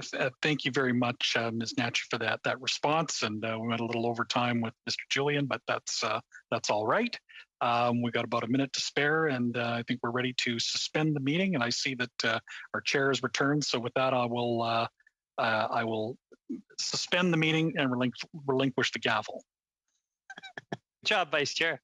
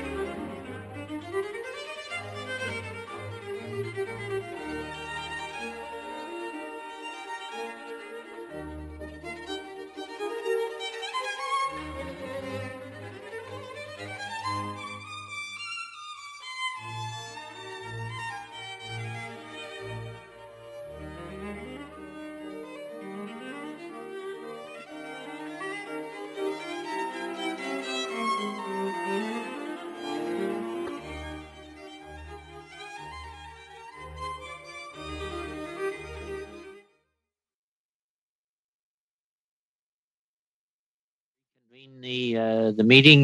Thank you, Pat Kelly, for chairing the last session. So pursuant to standing, we're welcome to meeting number 46 of the House of Commons Standing Committee on Finance. We are meeting on Bill C-30, an act to implement certain provisions of the budget tabled in Parliament on April 19th, 2021, and we're meeting in the hybrid format. With that, we will go to our first witness, and if you could keep your comments around 5 minutes, it would leave plenty of time for questions. So we'll start with Nancy Wilson, founder and chief executive officer of the Canadian Women's Chamber of Commerce. Ms. Wilson, you're on. I believe you've been here before as well. I have, yes. Thank you, Mr. Chairman and members of the committee. I did appear before this committee about a month ago, just prior to the release of the federal budget. When I appeared the last time, I articulated the need for our government to reinvest in the women's entrepreneurship strategy and to direct significant funding to support the recovery of women-identified business owners. In my comments today, I want to touch on three things in particular: childcare, program design issues, and of course, the women's entrepreneurship strategy. So I know that I'm here to comment on and answer questions about childcare. The early learning and childcare program announced in the budget certainly has the potential to advance gender equity and equality in Canada if it is implemented thoughtfully. To truly move the needle, the program must be designed in a way that supports all types of workers of all genders, and of course contributes to a healthy and safe start for children. As I've said before, and I said the last time I appeared before this committee, affordable and accessible childcare is critical to advance gender equality and equity, but it is not a panacea. If a national child care program had been implemented 50 years ago, per the recommendation of the Royal Commission on the Status of Women, the pandemic would still have sent children home and closed those child care centers.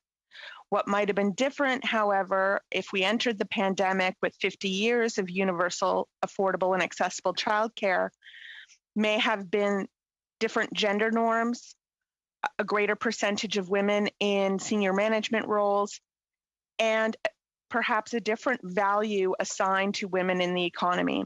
So it is these systemic and cultural changes that may have or would have mitigated or even prevented the she-cession that we face today, not the existence of childcare alone. So what I'm trying to say is there's more to be done. So when I read through the proposed budget, unfortunately, I see many of the same missteps and errors that occurred in 2020. The financial supports and programs being put forward to support recovery are simply not designed to include women and racialized business owners. An example is the Canada Recovery Hiring Program. The purpose of this program is to help small businesses recover and grow, as well as increase employment opportunities for individuals. Many women-owned businesses in the service sector have few or no employees, but instead engage in contracts of varying lengths with freelancers. If the Canada Recovery Hiring Program was expanded to include this type of independent contractor arrangement, it would support more businesses in their recovery and provide self-employment opportunities to freelancers. This is just one example of how accessibility and design is critical at the planning and implementation stage, and why women, racialized, and other underserved businesses are becoming more marginalized and left out of recovery. With respect to the women's entrepreneurship strategy, it is my opinion that the 2021 federal budget fails women-identified entrepreneurs by allocating an incredibly small amount to the women's entrepreneurship strategy. Approximately $150 million over the next 4 years. That's less than $40 million a year. This is following a year in which all evidence indicates that women, including women business owners, have been hit the hardest, have been excluded from financial supports, and have been forced to take on additional care responsibilities, reducing the time they can spend on their business. After a year when so many women have been so significantly impacted, I expected a significant sign of support from our feminist government.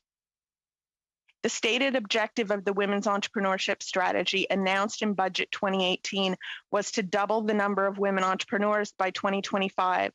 By launching this strategy and announcing this goal, the government encouraged women to take the personal and financial risk of becoming an entrepreneur. When an unexpected global disaster struck 2 years later, where was the support for these 2-year-old business owners? Where is the support now to rebuild and recover those businesses? When one of those business owners has to claim personal bankruptcy and their corporation shares or their sole proprietorship net assets are sold as part of the bankruptcy, will the government intervene? When that woman's personal credit is reset to the lowest score and securing housing or an automobile is a challenge, let alone achieving her entrepreneurship and business ownership goals, what is the government's responsibility to support that individual?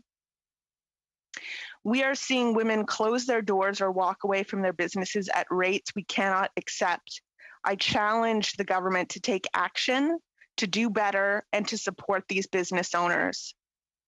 Thank you. Muted myself. Thank you very much, Ms. Wilson. We'll turn to Kim Moody, CEO and Director, Canadian Tax Advisory with Moody's Tax Law LLP. Welcome back, Mr. Moody. Thank you, Mr. Chair. And good afternoon, committee members. Thank you for the opportunity to discuss Bill C-30. And as introduced, I'm Kim Moody. I'm a CPA and the CEO of Moody's Tax Law and Moody's Private Client in Calgary, Alberta, although I'm in snowy Edmonton today. I have a long history of serving the Canadian tax profession with a variety of leadership positions, including chair of the Canadian Tax Foundation, co-chair of the Joint Committee on Taxation for the Canadian Bar Association and CPA Canada, and chair of the Society of Trust and Estate Practitioners, to name a few. Given the limited time that we have this afternoon, I'm going to keep my opening remarks rather short and briefly comment on 3 matters: the size of the projected deficit, the length of the bill, which is 366 pages, and the amount of time it took to produce the federal budget. So let's start with the projected size of the deficit. And while I'm not an economist, I feel compelled to comment on the size of the projected deficit. As projected for the upcoming year, an astounding $155 billion after a record deficit of roughly $354 billion for the previous year. And while proponents of modern monetary theory, MMT, may not have a problem with or any concerns about such deficits, I think the more rational and reasonable person has issues with the size of the deficits and what the future implications of running such high deficits might be for our country.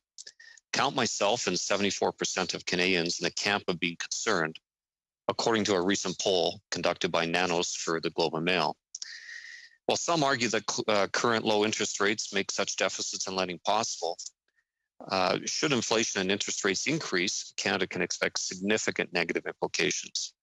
In my view, control over the deficit, meaning reducing the size of the deficit, should be an immediate priority so as to reduce the risk that future borrowing costs do not compromise essential government services.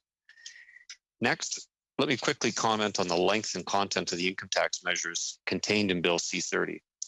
Some of the measures have been previously announced, such as the stock option measures, and are consolidated in this large bill. Some of the measures are welcome, such as the accelerated capital cost allowance deduction for certain depreciable capital property. And some of the measures are unwelcome, such as the amendments to the horrible, absolutely horrible Canadian journalism tax credit regime. Other measures such as are technical amendments, such as the amendments to enable the conversion of health and welfare trust to the employee health and life trust regime. All told, there are 30 income tax measures in this bill, not an insignificant amount of amendments. all packed again into a 366-page document. With such a massive bill, I query whether any parliamentarian can realistically understand every proposed amendment and intelligently comment and thus vote on its contents. In my view, in order to intelligently understand a bill, such measures should be broken up into bite-sized pieces in order to accommodate proper understanding and passing of laws. Having said that, I do appreciate that the business of government needs to proceed for the benefit of Canadians. This leads to my third and final comment. March 19th, 2019 was the last time prior to April 19th, 2021 that the federal government released a budget. That's a record, as we all know, and our government used COVID as the excuse for not releasing a plan. But as I've stated in this committee before, former parliamentary budget officer Kevin Page said in October of 2020, budgets are fiscal plans, and to say that because there's too much uncertainty, we're going to manage without a plan is kind of bizarre, Page said. The reason we have plans is because there is uncertainty. Absolutely agree. In this day and age of uncertainty, prudent fiscal budgets and plans are needed. And after reading the 700 plus pages in the 2021 budget, it's difficult to see a prudent plan other than massive spending. Canadians deserve more than just a massive spending budget and instead should expect timely and well thought out budgets accompanied by intelligent plans that encompass possible shock factors such as high interest rates and inflation increases. Never again should Canadians need to wait 2+ years for a budget. In fact, it would be my recommendation to make the timely delivery of a budget a law. Fixed budget dates should also be considered.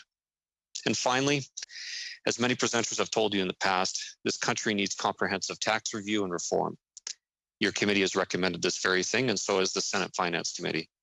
So perhaps there is something to all the smart people that have appeared before this committee.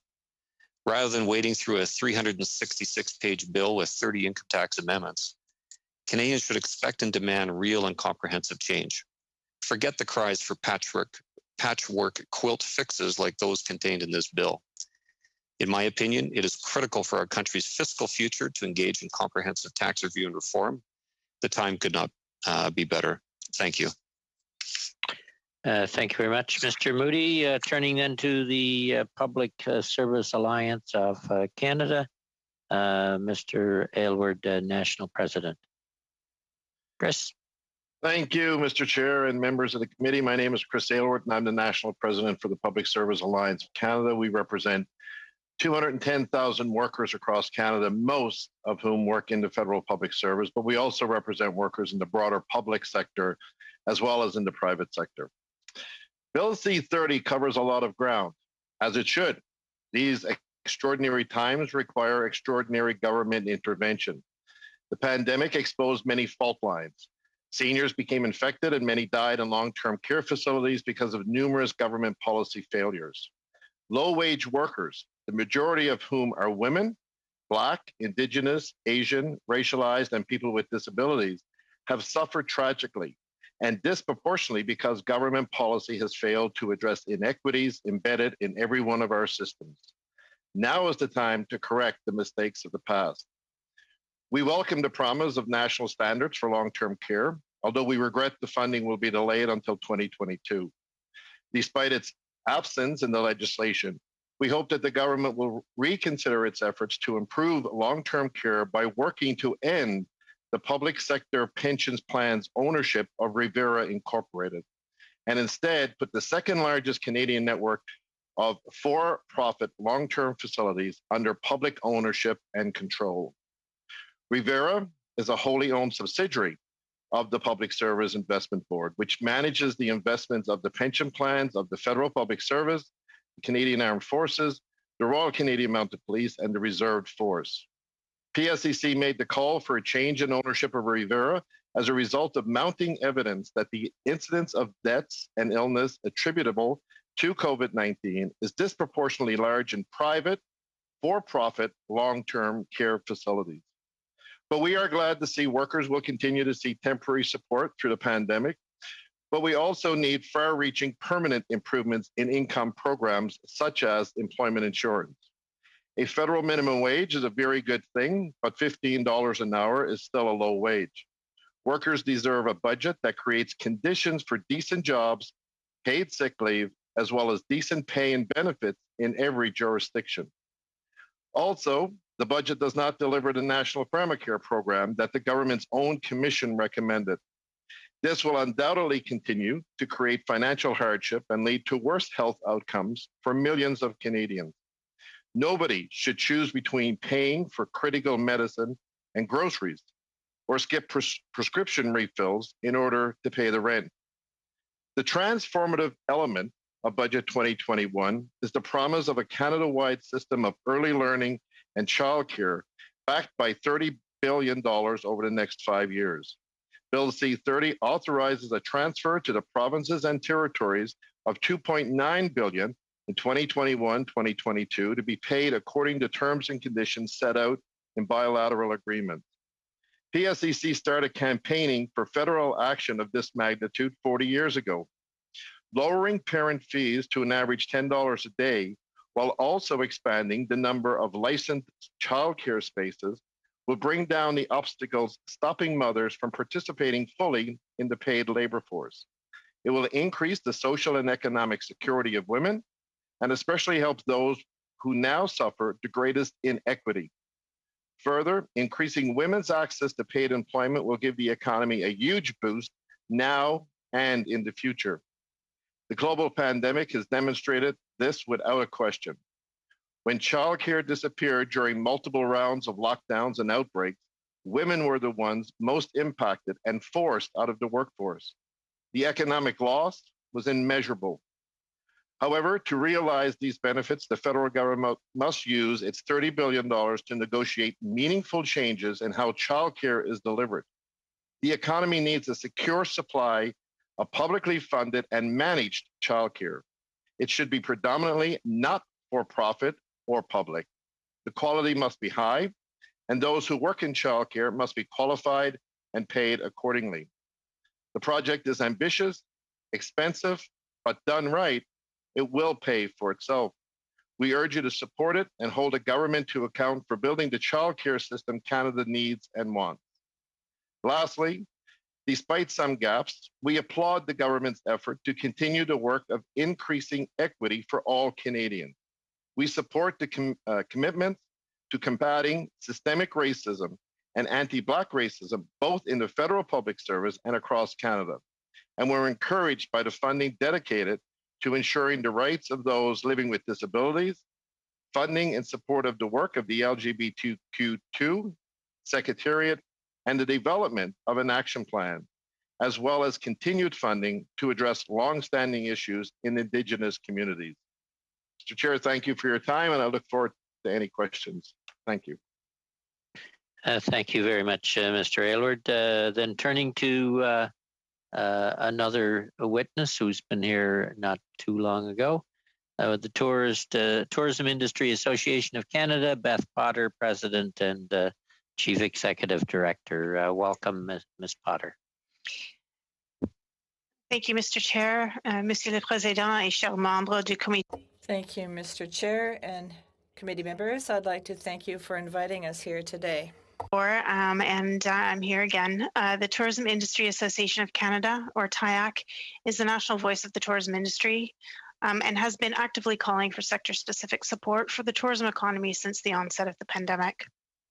We were pleased to see specific mention and support outlined for tourism in last month's budget, and we are here today to discuss the work still to be done if we want Canada's tourism economy to regain the momentum we had prior to the pandemic. There were many proposed supports in the budget that impact our sector, but today I will focus on a few pertinent measures, including the Tourism Relief Fund and the Canada Emergency Rent and Wage Subsidies. The $1 billion package of tourism support over 3 years is very promising, but we are still working to understand the details around these supports and how they will be administered to truly recognize the help they provide to tourism. The same understanding applies to the proposed funding for the festivals and events. We need to make sure the unique needs of our industry are met. The $500 million Tourism Relief Fund through the regional development agencies will be a great help to businesses if this money is grant funding and if we encourage a national approach to the administration so that RDAs follow the same policies across the country. We want to ensure that all sectors within tourism have access to these funds, including business events, anchor attractions, and fly-in fishing camps. We cannot ask businesses that have been forced to close and have generated little to no revenue over the past 15 months to blindly undertake more debt without any roadmap to recovery and no ability to forecast. We continue to work with government on these details, and we ask that the tourism industry is consulted prior to the details being finalized. As we have seen with HASCAP, there are unique situations for tourism businesses that must be accounted for. The HASCAP program was an extremely welcomed program. However, industry feedback suggests that the program has not been utilized as predicted due to challenges like debt service ratio issues, which are prevalent in our sector with large capital assets like boats and float planes. We ask that this be looked at and remedied before the deadline.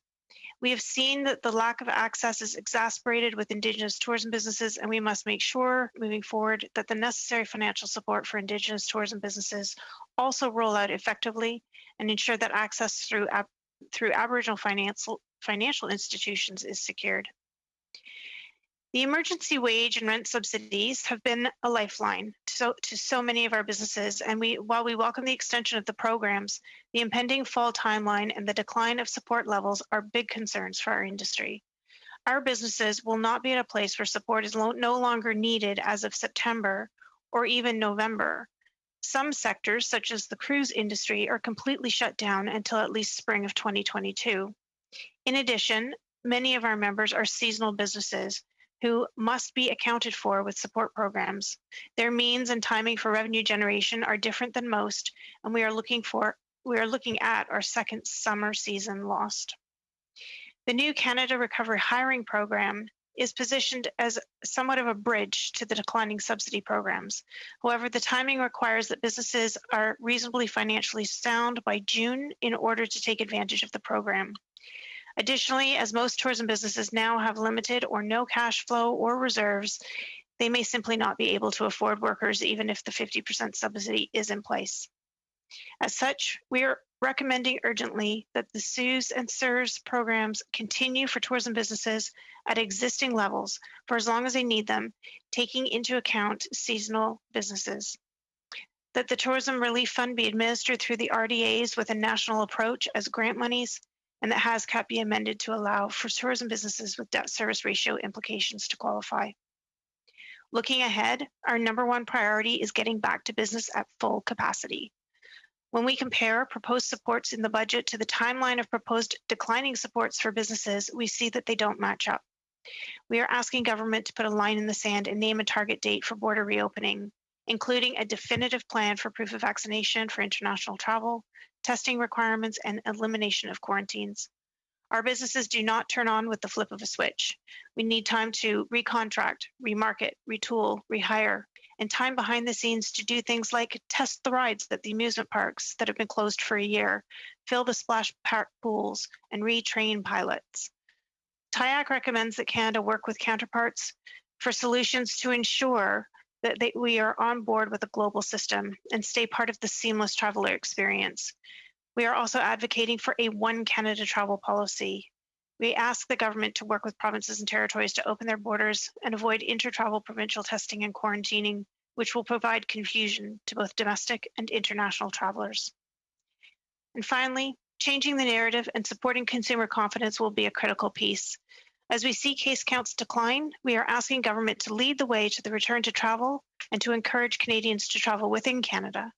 When restrictions are adjusted, our businesses are ready to offer services and experiences following all of the necessary health and hygiene protocols. Much investment and creativity has gone into preparing for recovery. The tourism economy is ready to put Canada back on the map as a competitive destination. Je vous remercie et thank you. Thank you. Thank you very much, Ms. Potter, and thank you to all the witnesses who have made a presentation. We'll start with a 6-minute round. Mr. Kelly, you'll be up first, followed by Ms. Zerowitz, Mr. St. Marie, and Mr. Julian. Pat. Well, thank you. I'm going to try and use my time as efficiently as I can and maybe get several witnesses involved. But I am going to start with Mr. Moody. And since you singled out the journalism tax credit regime for criticism without having time to elaborate. I'll let you go for it and tell us what's wrong with that tax credit or with that. Yeah. How much time do I have? Take a minute or a minute and a half and tell us what you think about it. Well, I've written extensively about this and quoted lots in the media about it, but the short answer is that I think there's a much better way to support media rather than through the tax system. I think we have a media credibility problem as it is in Canada, and to have our tax system, compounded with huge amounts contributed to the CBC already, used to fund otherwise private businesses, notwithstanding it's an important part of our democracy, I just think is foundationally wrong. So I'll just leave it at that. All right. Well, thank you. And then maybe one more question before I move to other witnesses. Tell us, explain why, as succinctly as you can. I completely share your concern over how deficits threaten the long-term viability of government programs, government expenditure, and programs that Canadians need. Tell us why it's so important that we get a handle on the deficit and reduce it much more quickly than there really is no schedule in this budget for a proper reduction of the deficit, only references to eventual debt to GDP ratios several years down the road.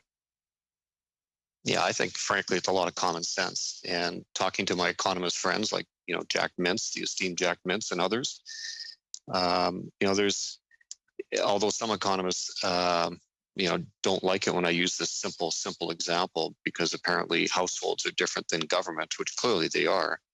But I think the basics are the same: revenues, expenses.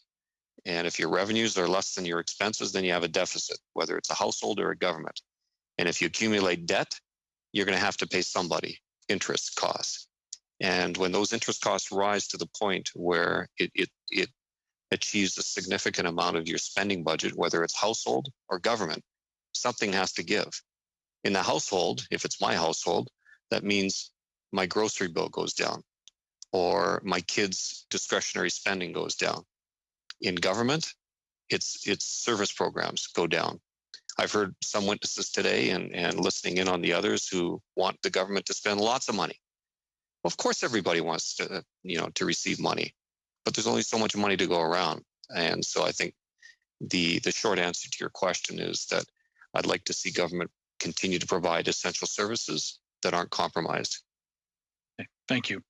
Ms. Wilson, you talked about the challenges of independent contractors, and I'm really glad that you mentioned them. I've been one and been a business that engaged independent contractors, and they were failed initially by many of the government programs, support programs, and it took quite a while for amid criticism from the opposition to make some changes that in some cases helped some independent contractors, but many still fall through the cracks of government support measures in businesses that are adversely affected by COVID-related business closures and lockdowns. Could you comment further about independent contractors and support for them? Sure. Thank you for the question. The bulk of the financial support is through a couple of different programs. I'm sure this committee knows this well. I'm not telling anybody what they don't know, but we have CEBA loans, and the wage subsidy. Those are kind of the two big ones for business supports. And then, of course, we had CERB, which is now the recovery benefit, focused more on individuals, although that does address self-employed individuals as well. So, I mean, originally the eligibility was very much focused on employers. So traditional style businesses that employed employees, and so a great design because it was quick to apply. A very straightforward document showing what your payroll costs were as an employer in the past year. Problem was, if you are not an employer or you employ a few people and your main source of labor is through independent contractors, or you are an independent contractor yourself, CEBA's off the table, and the wage subsidy doesn't apply.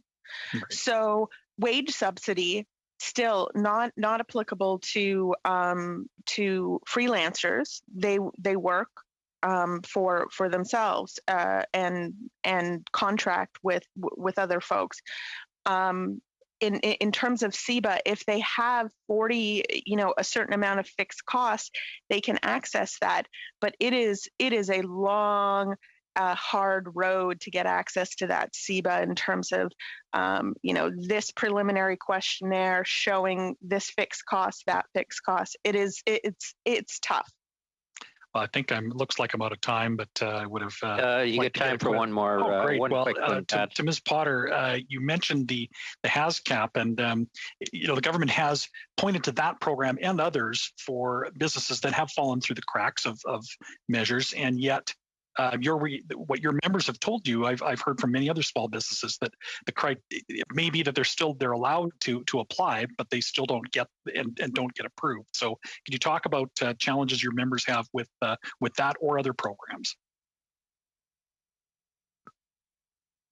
Thank you very much for the question. One of the real challenges with the HASCAP program goes back to where businesses are getting their funding. The tourism industry is an unusual industry in that we buy strange things that traditional banks don't really appreciate.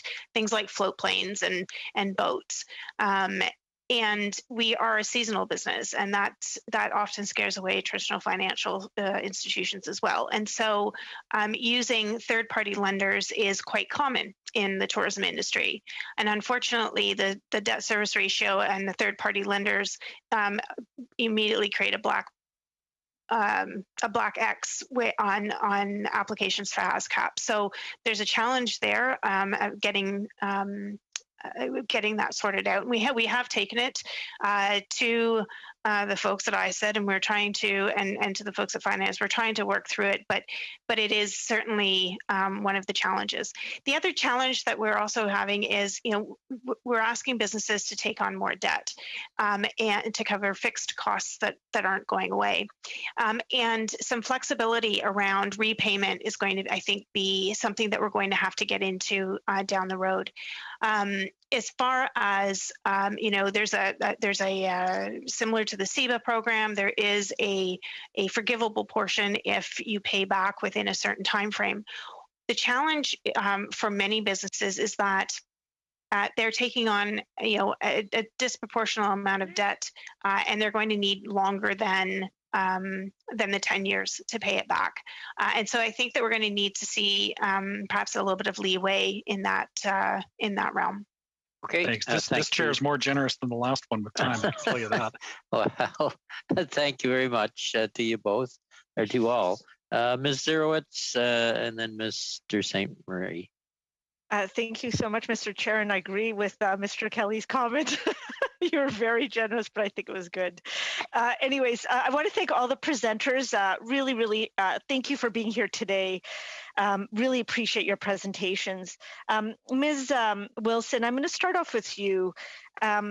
Your disappointment comes across very clearly.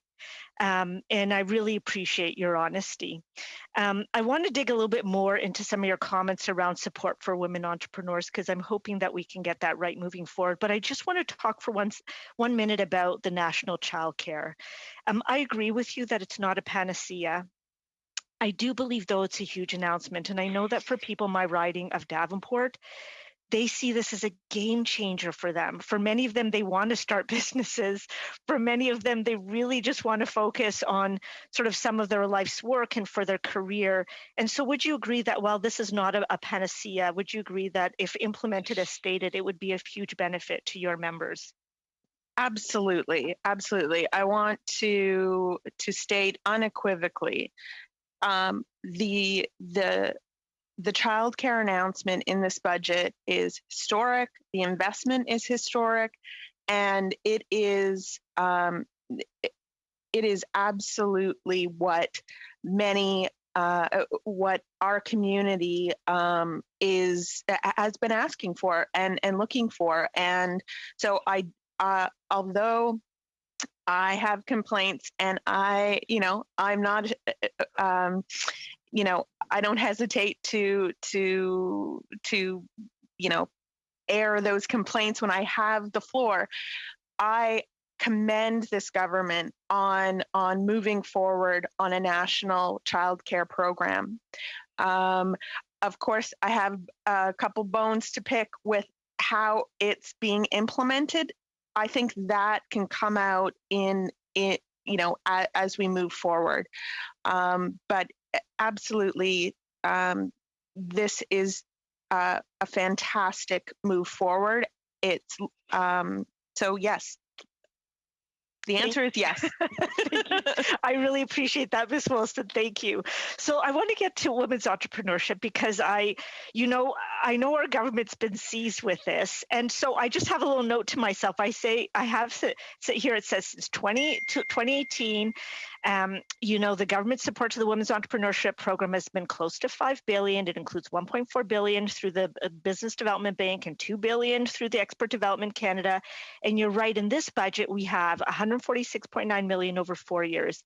And you're saying, Julie, that's not enough. It's just not enough. It's not going to be helpful to us.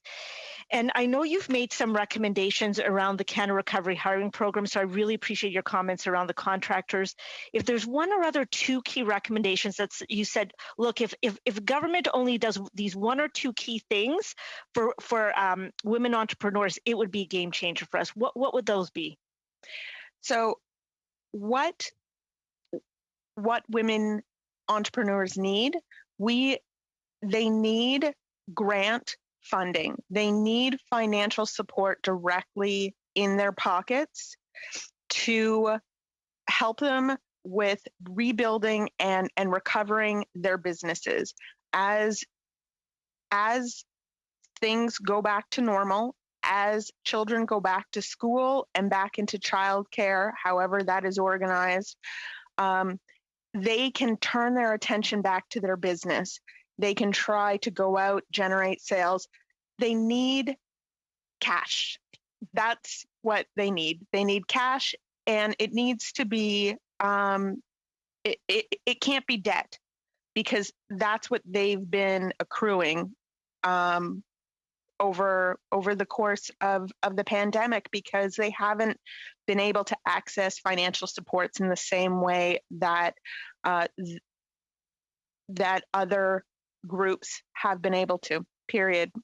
We need money. Thank you. I really appreciate that. And I thank you for being here again today. I'm going to now turn to Ms. Potter. Ms. Potter, thank you for being with us here again. And thank you, as always, for your very thoughtful and very measured presentation. And it's very thorough as well. Towards the end of your presentation, and it might be just because sometimes when people are saying things, I'm kind of thinking about what they said before, and so I don't hear clearly what they say after. You'd made some very thoughtful comments around some of the things that need to be done to just sort of encourage interprovincial sort of tourism and also to build confidence within the population to travel. I wonder if you could just repeat those again. I just think it's really important for us to hear them. Great. Thank you so much for that question. Yeah, we want to make sure that we have a seamless traveler experience for everyone, domestically and internationally. So we're asking the federal government to, when they're at the FPT tables, to really should take that leadership role and encourage the provinces and territories to come together and to unite and on domestic travel policies, so that there's one travel policy for Canada the way it has been in the past, and not different requirements for different provinces. And the same with going international. We also want to make sure that we we are lining up with what is happening and the requirements that are needed around the globe. So, if the consensus at the G7 and the G20 tables are that a proof of vaccination for international travelers is required to enter a country, then we'd like Canada to participate in that regime. Okay, and just for I am sorry. A very quick supplementary. No, it's not even a supplement. It's just a clarification. I just want to make sure, Ms. Potter. So you're saying that for the interprovincial, you're just saying that there's one rule. So there's not really a vaccine passport, but we all have the rules of engagement for travel, and it's very clear, and it's just consistent between all the provinces and territories. That's what you're asking for. Exactly. We're asking for no travel passport within Canada. Perfect. Thank you. Okay, thank you all. Mr. St. Marie, followed by Mr. Julian. Gabriel? Oui, merci. Thank you, Wayne, and good afternoon to the witnesses, and thank you for your presentations. I have a question for Ms. Potter. Thank you for your presentation. I'll take over where Julie stopped. You would be in favor of Canada vaccination passport for tourists entering Canada, or do you want to clarify exactly what your position is regarding that? Merci pour la question. I thank you for your question, but I'll answer in English. So our position is that in order to enter the country, we want to make it easy for travelers to enter the country, and so there needs to be a process in place for both those that have been vaccinated as well as travelers that have not been vaccinated. Globally, and the work that I've been doing at the World Travel and Tourism Council's table, proof of vaccination in the form of a health certificate or a vaccine passport or green check that the EU is using, some kind of indicator that yes, this person has been fully vaccinated, can enter the country and carry on and travel within our country as per usual. For those that have not been vaccinated, we are suggesting that you're still going to want to test. So a PCR test before departure, a rapid test on arrival, and then carry on, and only introduce a quarantine should there be a positive test result. Okay, merci. Thank you. What about the income support measures for businesses in your industry? I'm thinking of the wage subsidy and the rent subsidy. In your presentation, you said that this was an inadequate amount given the realities of your industry. There's a lot of seasonal work, so I did understand that the way that this program is outlined, that this wage subsidy and the rent subsidy is insufficient. Is that correct? The proposed reduction of the wage subsidy and the rent subsidy starting in July is the wrong time for the tourism industry. It's like this. We either open the borders and we allow travel to resume so that businesses can get back on track and start generating revenue and not have to take advantage of subsidies, or we subsidize them at the level that they're being subsidized now until such time as we open the borders and people can get back to work and start generating revenue. And some are going to take longer than others. I mean, Transport Canada has banned cruising until March of 2022, so there are some businesses that will be shuttered until next spring. It's not right to cut them off at this point in time.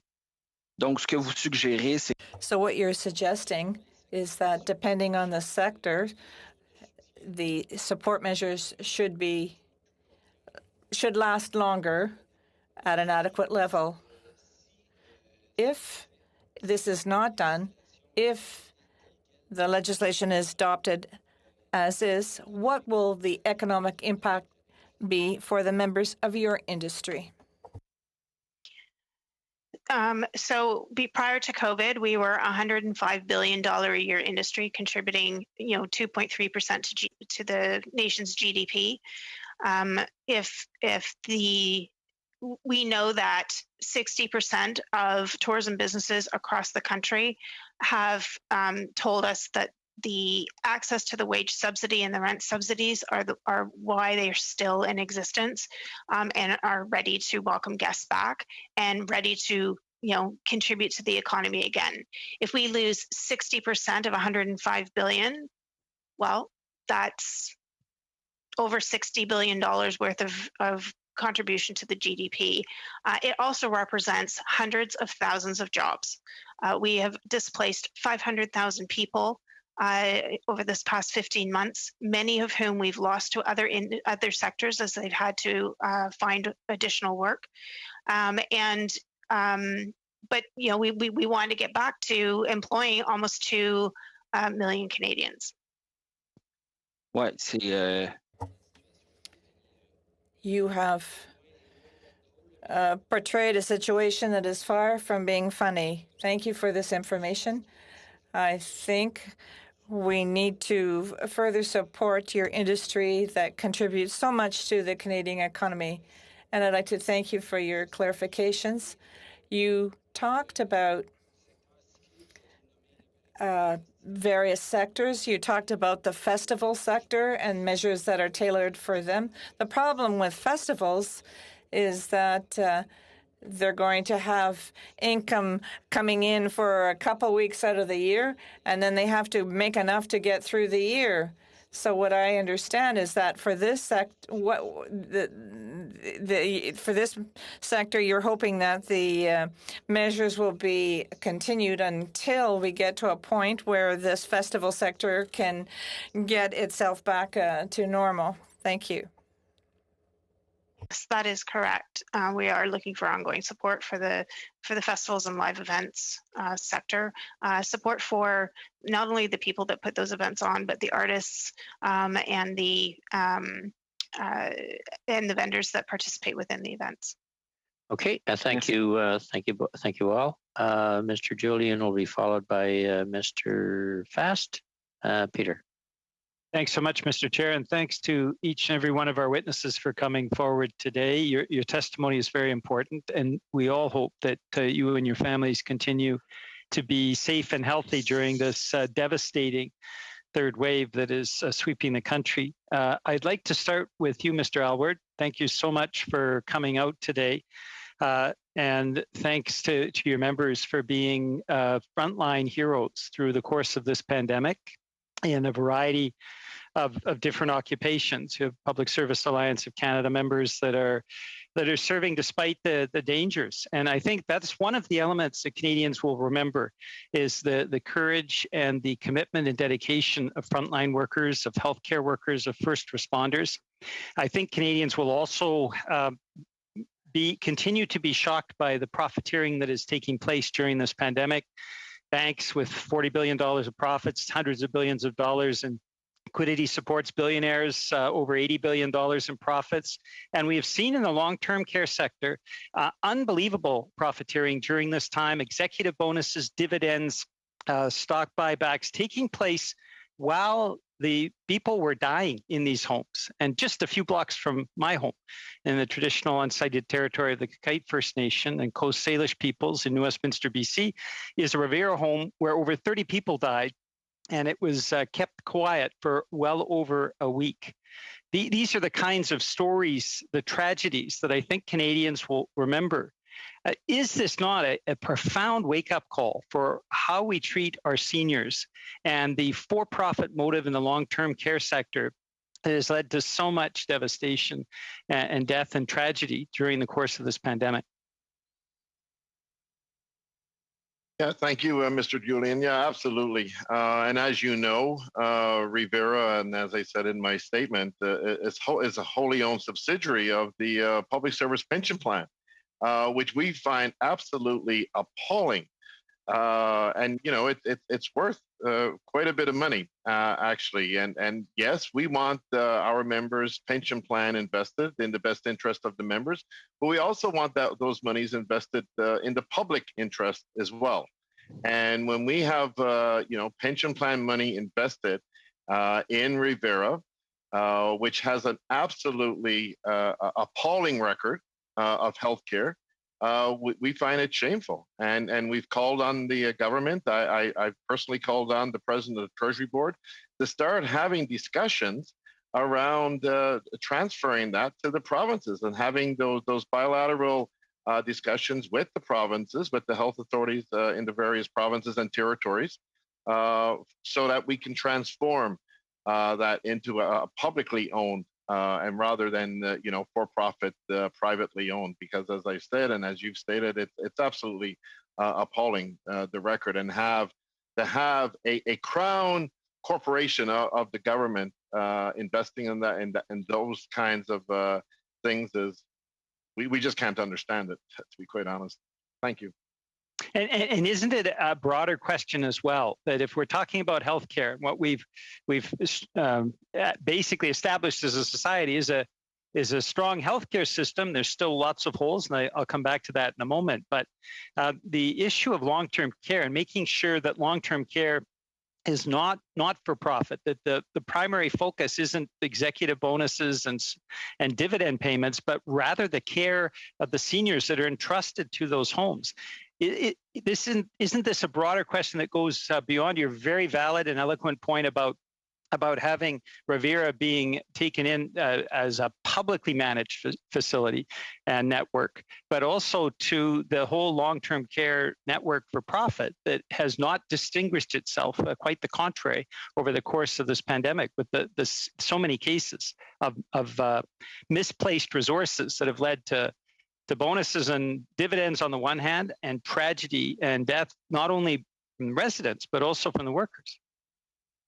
Yeah, absolutely. When you see that, when you see bonuses being paid out, executive bonuses, performance bonuses being paid out, and the tens and hundreds of thousands of dollars, and you have thousands of people dying in those facilities, I can't see how we as Canadians would be able to continue with this. And not only that, but Revera is also involved in tax havens in the United Kingdom. And that's a well-known fact as well. So here we have a crown corporation investing monies into Revera and also involved in tax havens in the United Kingdom.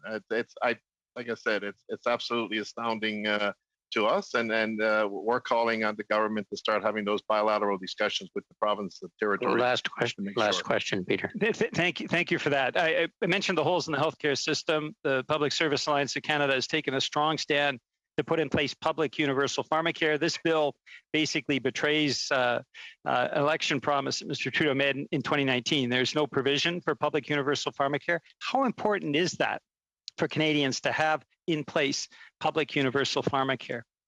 It's extremely important. Even our own members, say it. When are we going to get this pharmacare? I mean, there was a commission that was installed by this government, and that commission itself said we need a national pharmacare program in this country. And unfortunately, look, and I know that, the provinces and territories are quite not on board with this shit, but the longer that we delay any kind of an implementation of a national pharmacare program, Canadians are going to suffer. And as I said in my statements, no one should be made to try to make a decision. Am I paying the rent or am I picking up my prescription today? That's. Thank you all. Mr. Fast will be next, followed by Mr. Fraser. Ed? Well, Mr. Chair, I'm going to go to Mr. Moody. Mr. Moody, you quoted Kevin Page as saying that budgets are fiscal plans. Is this a sustainable fiscal plan? I presume you mean the budget? Yes. Yeah. Short answer is I don't believe it is. And certainly the economist friends that I have don't believe it is. And if there is, I'd like to see it. And frankly, I'm a little frightened by the fact that this presumably is a plan. Is there anything in the budget that you see that would suggest that there is any kind of plan to return to balance? Not that I've seen, no. As a matter of fact, I see red ink for many, many years to come. And so again, that frightens me as a plan. did you have a chance to look at the fiscal anchor, which is basically a return to the old debt to GDP ratio, but without any firm target attached to it? Briefly, I mean, as you know, Mr. Fast, I'm not an economist, so I don't fuss on that, as much as I do on tax policy. But certainly the ratios that I saw in the document do frighten me and concern me as even an average Canadian. I really have no idea how we're going to get out of this hole. Now, Mr. Steve Polos appeared at our committee earlier today, and he suggested that the inflationary pressures shouldn't be something we should be too concerned about because in his mind, they are transitory in nature. Any comments on whether those inflationary pressures are transitory and whether we should be taking them seriously or generally not worry too much about them? Transitory is an interesting word, isn't it? And my understanding of the definition of transitory is temporary or not permanent. And, I guess I'd respond to that by saying that, I'll use my own life as an example. When I go to the grocery store, do I see my groceries more expensive today? Yeah. Do I see toys that are more expensive? Yeah. As an example, I wanted to buy my wife an electric bike just so that we can get the hell outside and do some fun stuff. And, last year that bike was $2,500. Any guesses on how much that bike cost today, Mr. Fast? No idea. Anybody? $3,700. And guess how long it takes for me to get it? 12 months. Yeah. By any definition, that's inflation. And do I consider that transitory? I don't consider that transitory. It might be transitory in certain other items, but for the average thing, when I go to the grocery store, buy my wife a bike or even other toys and maybe some real estate, everything that I touch these days is more expensive. Yeah. Mr. And Chair? so I don't consider that transitory. Mr. Chair, how much time do I have? Or you get 2 minutes. Okay, great. I'll go to Ms. Potter. Ms. Potter, I was intrigued to hear you mention a number of things that you're looking for. You suggested that you're looking for a roadmap to recovery. You were also concerned that the HASCAP design challenges have not been addressed, especially as it relates to debt service ratios that are required. Third was flexibility for repayment. And then fourth was you were looking for a plan to safely reopen the border. Have any of those 4 items been specifically addressed in this budget? So, not specifically, no. We are working very closely with ISED and with the BDC on the HASCAP issues. The ongoing support for the wage subsidy and the rent subsidy were addressed in the budget, but are not at levels that we think are sustainable for our industry. Did you see the roadmap? Did you see the budget as representing a roadmap to recovery? There was certainly mention of the roadmap in the budget, but there was no plan at this point. Okay, and was there a plan to safely reopen the border? There was mention of it, but there was not a plan included in the budget. Okay, thank you. We'll have to move on from there to Mr. Fraser, followed by Mr. St. Marie. Mr. Fraser. Sean? Thank you, Mr. Chair. I'll start with a very brief question of Ms. Potter. Thank you for your testimony and thank you for the work that your sector is doing. I do think it's going to help sustain the recovery, particularly in Atlantic Canada. That brings me to my question about the Atlantic bubble. You mentioned that you hope there will be sort of a uniform set of rules for Canada for interprovincial travel and will minimize barriers. I think when the time is right, that will be very important. But certainly in our region, which is managed from a public health point of view, the COVID-19 pandemic more effectively when you look at the caseloads, If there's an opportunity for us to reinstitute an Atlantic bubble, I certainly don't want to wait until the public health situation in other provinces would allow them to join us. I would love to have the tourism operators in our side of the country benefit from free travel within our region, so the tourism operators can potentially make some cash this summer that will sustain them. I just want to give you the chance to clarify. Are you suggesting there should be uniform rules right away, or do you think we should wait until the situation is completely under control across Canada before we have that uniform set of rules? So we would like to follow the guidance of Dr. Tam and the Public Health Authority, who says that once Canadians, 75% of Canadians have one vaccine and 20% of Canadians have their second vaccine, we can see an easing of restrictions that will not impact our healthcare system.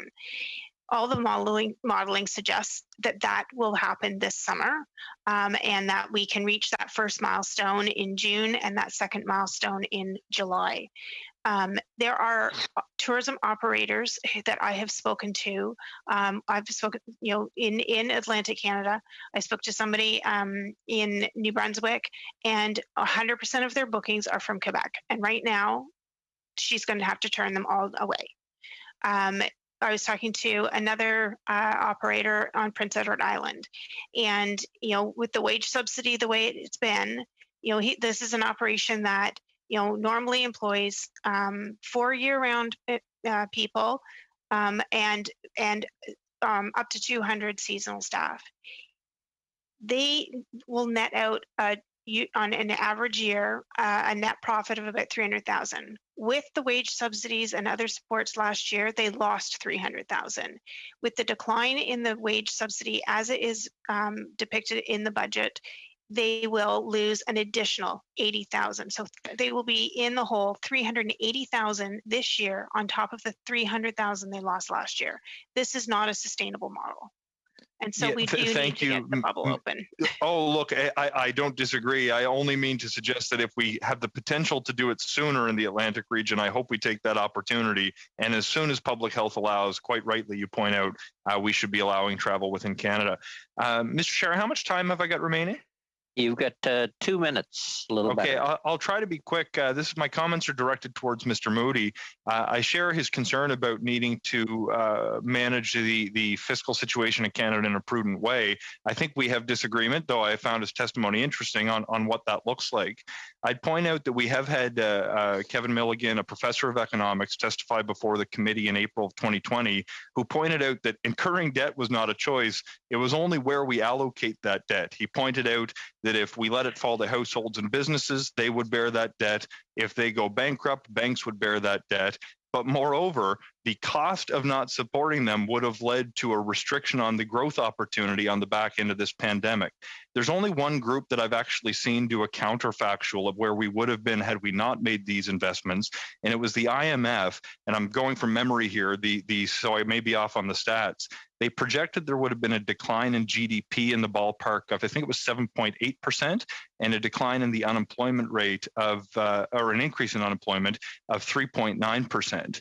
I think if I can critique your household analogy, there are certain things governments can do that will allow them to either experience a rate of growth greater than the cost of that debt, or prevent a loss that would be far greater than the cost of that debt. So if we take that to the extreme end of the logic, if we didn't invest in any public health measures and force everyone to shut down because the virus was so rampant, we would have spent less. But the IMF actually found that our debt to GDP ratio would have been the same, but our growth opportunity would have been severely hamstrung by that course of action. I'm curious if you can recognize that there may, in some instances, be a need to spend more, and that could be the fiscally responsible thing because of either the growth opportunity it would represent or the losses that you would avoid. Mr. Moody, fairly quickly if you can. We're going to be well over in this one. Sure. I don't think I ever said in my testimony today or previous that there wasn't a need to spend. Never. And frankly, I've been complimentary to the government for its rollout quickly on spending. Where I disagree with Mr. Milligan, with yourself, and with a whole bunch of other economists and people who think that the tap is endless is when does that endless spending stop and when does it get restrained? And that's where we foundationally have a disagreement. Thank you. If I can only clarify, I don't think anybody's saying the tap is endless. And for what it's worth, the minister herself has disabused the public of the thought that the government is behind modern monetary theory. Only that I think that degree is the subject for a future conversation. We'll let you. What's your point of order, Ed? My point of order is exactly what you just did. Mr. Fraser can't keep on going and going and going, responding to Mr. Moody. You gave Mr. Moody an opportunity to respond. He did. Yeah, we're a little low. We're not too bad in his time. Mr. Moody was fairly quick. I gave Kelly more time in the beginning, Ed. Okay, we'll go to Mr. St. Marie, and then Mr. Julian, then Mr. Falk, and then Mr. McLeod. Thank you, Mr. Chair. I have a question for Ms. Potter. You said that if the government could provide a good plan, it would be much appreciated.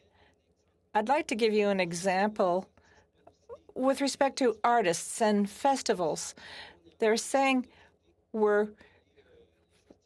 the artists aren't able to go to the United States and put on shows throughout Canada. And on the other hand, the festivals are saying, we want to invite artists, but for the time being, there's this 14-day quarantine period for the person who crosses the border. And they're wondering, when is this going to be removed? Public safety is saying we don't have enough information, and they're saying, well, when will you have this information? So I'd like you to tell us about the importance of transparency when it comes to the game plan for coming out of lockdown. Have you had any similar cases in your sector as well? Merci, Monsieur Saint-Marie. Thank you, Mr. Saint-Marie. I'll just say that we are looking for the opportunities to travel without quarantine. It will be incredibly important. When you think about the resumption of travel, whether it's traveling for leisure and going to a music festival or an art festival, or traveling for business, the cost of quarantine is going to be cost prohibitive for us to see a resumption to travel at the levels that we need to see. When we're looking at the United States, and they are resuming business travel now, and I was speaking to a hotel operator this morning out of the United States, and they are back at 60%. Across their suite of properties. 60% capacity in a hotel is when they start to make a profit again. We need to get people back moving around the country in order to allow for businesses to start to stand on their own 2 feet again. Okay, I'll have to go to Mr. Julian and then Mr. Falk. Here. Thanks very much, Mr. Chair. I'm going to come back to Mr. Alward. I know that there are many members of the Public Service Alliance of Canada that work within CRA. We've heard from CRA employees at this finance committee that they have never been given the tools really to crack down, legislative tools and the resources to crack down on overseas tax havens, which we know cost us $25 billion in taxes every year. It's a national shame that gets far less media coverage than it should. We know about the billionaires and no wealth tax, huge profits for corporations, no excess profits tax. And you referenced in your statement about the growing inequalities that we're seeing in this country. How important is it to have in place a fair tax system where everybody pays their fair share, so that we have the resources and the wherewithal to provide supports for everybody in the country, and we stop this growing gap between a very small number of very, very wealthy people and everybody else? Thank you, Mr. Julian. For sure. I mean, when we know, I come, my home department is the Canada Revenue Agency, and the inequities in the country, we see a lot of it is economic inequities. And until we get a good grasp of that, and until we make sure that all the loopholes are closed, then the wealthy are just going to keep getting wealthy. And unfortunately, those who are struggling will continue to struggle. So, I mean, a wealth tax, I think, is long overdue in this country to ensure that the wealthiest pay their fair share, which they're not right now. And until we get a good grasp of that, then unfortunately, it's just going to continue that way. The numbers are going to continue to go in opposite direction, which is not going to be good for the economy nor for Canadians. Thank you very much. A quick question to Ms. Potter. We heard from Susie Graynall that we would be losing 70% of our hotel sector if supports are not put into place. For the tourism sector overall, if those supports, the targeted supports that you're talking about, are not put into place, how long would it take us, how many years, to rebuild a tourism infrastructure, the hotel infrastructure that will collapse as a result of the government not providing the supports in a timely way? Most likely a decade. We are looking right now at numbers that say that with supports continuing, it's going to take us until 2024 or 2025 to get back to 2019 numbers as it stands right now. If we open the border in October, that number might stay at 2024. The longer the border stays closed, the longer it's going to take us to recover. If we lose 60% of businesses across the board, you're looking at a minimum of a decade. Okay, thank you all. We have about 4 minutes each for Mr. Falk, Mr. McLeod, Ms. Jansen, and Mr. Vragascatis. Ted, you're up. Thank you, Mr. Chair. Thank you to all the witnesses. Enjoyed hearing your various comments and testimony. I'd like to ask Mr. Moody a few questions. You indicated in your opening comments about the size of the budget, 724 pages, this bill being 366, and how extremely intensive it is, and to give it adequate study would take a lot more time than what we're doing. You've also talked about inflation. And I've had the same experience you have. I know that when I go to the grocery store, groceries cost more. They tell me a sheet of OSB for building houses was $8 a year ago. Today, there's a limit on it at $80 a sheet. A home builder on the weekend told me it costs an average of $40,000 a home more this year to build it than it did a year ago. RVs and autos are more expensive. Housing and even the cost of everyday goods and services have seen, for the most part, a significant increase. So we know that inflation is happening. And we know when inflation happens, interest rates are going to increase. Have you done any calculations as to what size of rate shock that Canada can afford on its debt? Well, thank you, Mr. Falk. And the short answer is no, I personally have not. I spend all my time in tax stuff and tax policy more than inflation and economics. I leave that to my economic friends. But I think common sense dictates that it's not going to take much of a rate increase in order to have a huge economic shock. Right. So. Okay. Well, then let's switch to taxes.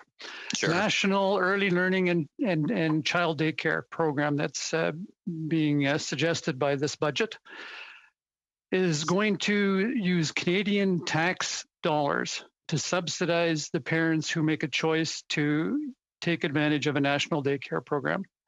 There's parents, men and women, that are going to make the difficult and sacrificial choice to raise their children at home. What do you think about the fairness of subsidizing some parents and others not? Well, I think it's foundationally unfair. I mean, I don't share the enthusiasm of some of the witnesses and members of the committee with respect to, the deployment of a national child care program, notwithstanding the fact that ideally we would have one. I'm concerned about the costs. I'm concerned about the inequities. And yes, I appreciate that some parents, my family included, I have 4 children, and certainly we struggled with finding childcare as cheaply as well. But having said that, do I think this country can afford it? And do I think that ultimately the short answer is no. And so I don't share the enthusiasm. Okay. From your perspective, what is the most glaring omission in this budget?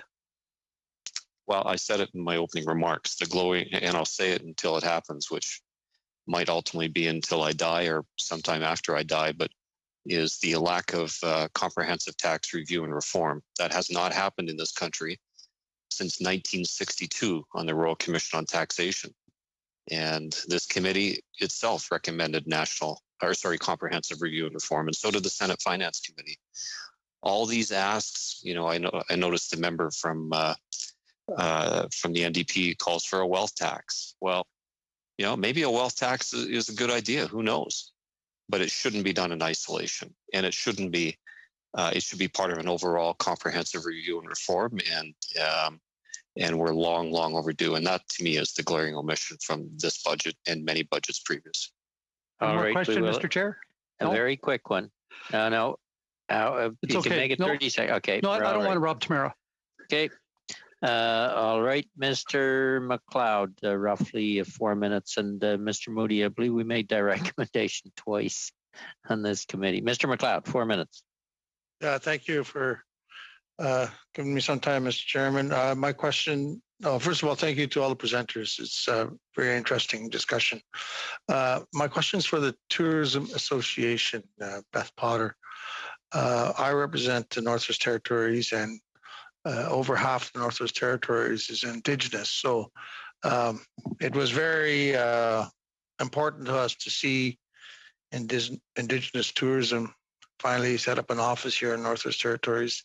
And I know by your presentation that they are part of your organization. And for us, they serve a very important purpose. They play a real important role in the North. And it's a different role than most of the other agencies that deal with tourism, because we have different challenges here in Northwest Territories. We have, and Yukon and Nunavut for that matter, but we have huge potential, but our communities are small. Getting professionals is very difficult. Getting consultants or accountants to deal with the small communities and the people that live there is a real challenge. So,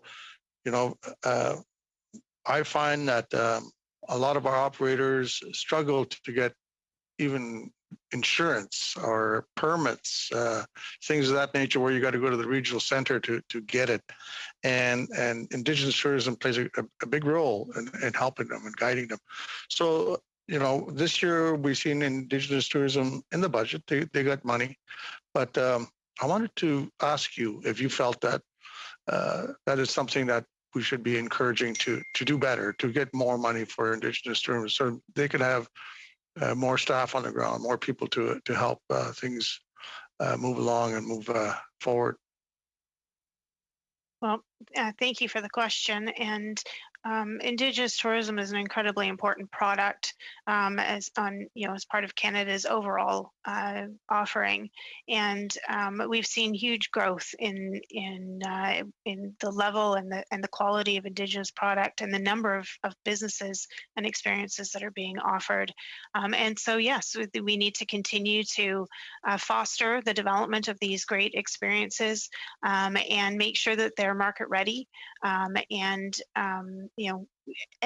take them to the world. So, of course, we would always encourage the continued work with Indigenous tourism as a sector. Yeah, thank you for that.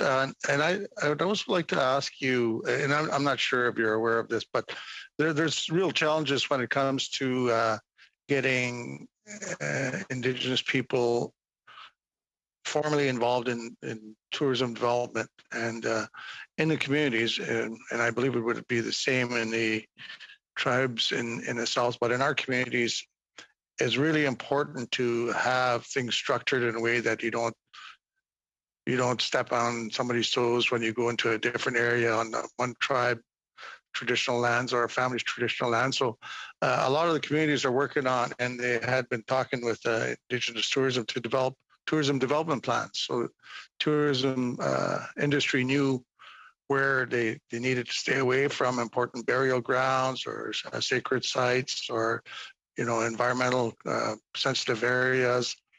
And the plans have to fit into land use plans. Now, I don't know if you've ever had a chance to talk about a big picture strategy that Indigenous people need to have versus what everybody else, they just get a license and a permit and whatever they need to sell the product. But I think that it needs more, and maybe if you could talk about that.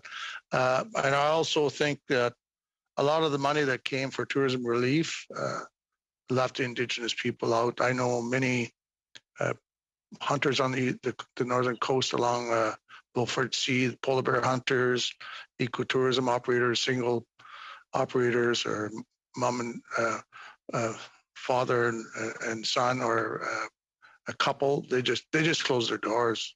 They didn't bother to try to get some of the money to provide relief because they don't have access to people that can package that stuff. So I'll just leave that with you to comment. It's kind of a different world when it comes to Indigenous tourism, and I think you're aware of some of that. Fairly quickly, Beth. Yeah, no problem.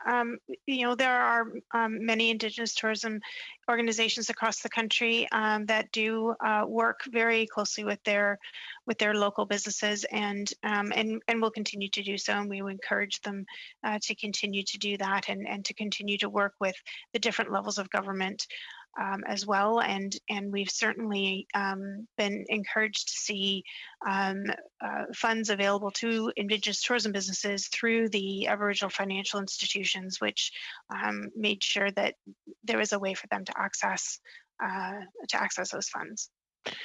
Tight in 4 minutes, Ms. Jansen, followed by Mr. Fragiskatis. I'm hoping, Mr. Speaker, that you'll be generous with me as you have been with so many other members of the committee. We're getting close to the end. Yeah, I know, but come on, don't cheat me out of this one. Mr. Moody, in 2018, CPA Canada put out a report that stated the following, and I'm quoting: Canada needs to ensure we continue to create jobs, attract investment, and remain competitive. But on these vital measures, our current tax system is falling short, and Canadians and their businesses risk falling ever more behind their global peers. End of quote. Especially after the pandemic, more than ever, we need to be an attractive place for investors and job creators. Do you see any serious attempts in this budget to tackle the challenge of creating a competitive taxation environment which would attract business to Canada?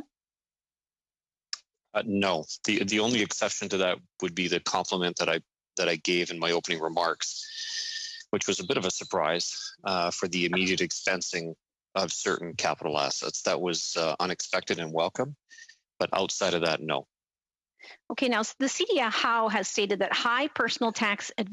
disadvantages high personal taxes disadvantage Canada in the competition for global talent.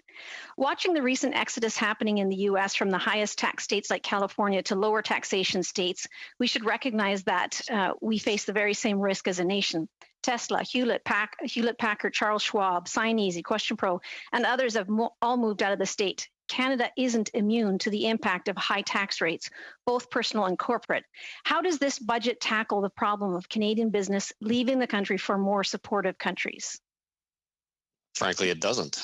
That's the blunt answer. And if anybody doesn't believe me, why don't you hang out in my office and in my hometown, Calgary, and see the hollowing out of the oil and gas sector. And 50%, although the media reports 30, the real effective downtown vacancy rate is close to 50%. It's horrible. And to see all the oil and gas companies and other companies moving down south or elsewhere with their jobs is horrifying.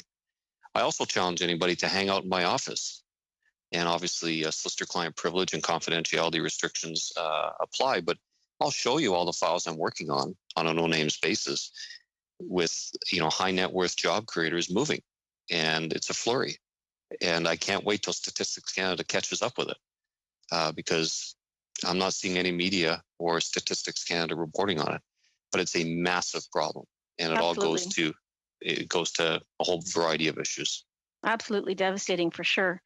Stimulating business activity, job creation, and growth should be the key objectives underpinning our tax system's design. SMEs were responsible for creating 95.4% of private sector jobs in Canada between 2005 and 2015.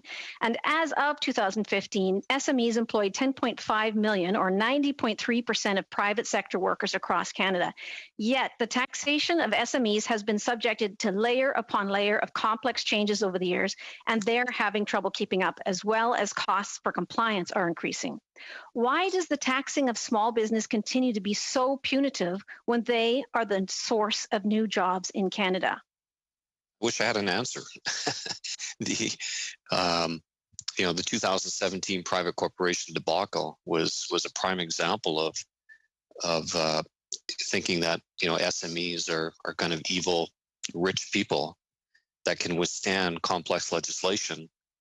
The tax on split income regime is a perfect example. If any of you members can make sense of that tax on split income regime, I want to hire you, and I'll pay you very well. And that sounds arrogant and condescending, but it's the truth, because it's one of the most difficult pieces of legislation I've ever seen, foisted on a group of people that can least afford to pay for it. And what do they need to resort to? They need to resort to expensive tax specialists like me. That's foundationally unfair. And so that's one of the reasons why, people like me, and there's a whole host of people like me, have been calling for comprehensive tax review and reform and simplification for years and years and years. And I hope that happens. We are going to end it there, Mr. Fragaskatis. 4 minutes at the most. Thank you, Chair. To Ms. Wilson, thank you for being here today. And of course, I extend that to all witnesses. Ms. Wilson, what would the impact have been on Canadian women entrepreneurs if the various emergency supports were not introduced by this federal government when COVID-19 first began, and obviously it's continued? I say that because, as you yourself have pointed out, here and elsewhere, the pandemic has had a negative and disproportionate impact on women entrepreneurs and women in general. Mm-hmm. I know I'm asking you to answer a hypothetical, but if those emergency supports weren't introduced, what would have happened to women business owners in the pandemic, I suppose, is the question. Well, to the extent that a woman business owner was or is eligible for that financial support, that hypothetical woman business owner benefited from that program or intervention. So in this hypothetical scenario, without that financial support, that woman business owner would certainly be worse off. The problem that with those financial supports is that the way that they were designed excluded many women and racialized business owners. So I certainly can't guesstimate what the kind of net effect would have been without those financial supports. Certainly some women business owners benefited from having those supports, and to that extent they would be worse off without those supports. Well, it's not entirely hypothetical, though. I don't mean to cut you off. I have limited time, but it's not entirely hypothetical because there were many thousands of businesses that benefited, including many businesses. I know from my own community, run by women, owned by women, that did see support. I think it's good to think in terms of counterfactuals here, right? I mean, if we didn't have these emergency supports introduced, we would have had entrepreneurs, including women entrepreneurs, left on their own to fend for themselves. And I take your point. I won't go into the substance of what you articulated earlier. We have limited time again, but I do think that we need to acknowledge that these programs have helped people, including women business owners, in a very real way. I mean, they have provided a lifeline. I've seen in my own community where women business owners have utilized the wage subsidy. Sure. Their workers have utilized the CERB and later the CRB. Would you acknowledge that? CERB, absolutely. CERB and CRB, 100%. I mean, that CERB was very much designed for individuals and self-employed individuals. CERB and CRB, that was a real lifeline, and I am. If you want me to acknowledge that those financial programs helped businesses, including some women-owned businesses, acknowledged, absolutely acknowledged. It's on the record. I am not arguing against those programs. I'm not saying that they shouldn't exist. I'm arguing about including, adding, or extending programs and designing programs that will help the most amount of business owners. I hate to be the bearer of bad news, but we are going to have to end it there. We are a few minutes over. I want to thank all the witnesses on this panel and previous panels today. We had a fairly extensive day with 4 panels. So thank you to all the witnesses for your presentation, answering our questions on Bill C-30. I am hearing quite a number of complaints from members on Zoom on their eyes because we are on a long time on Zoom.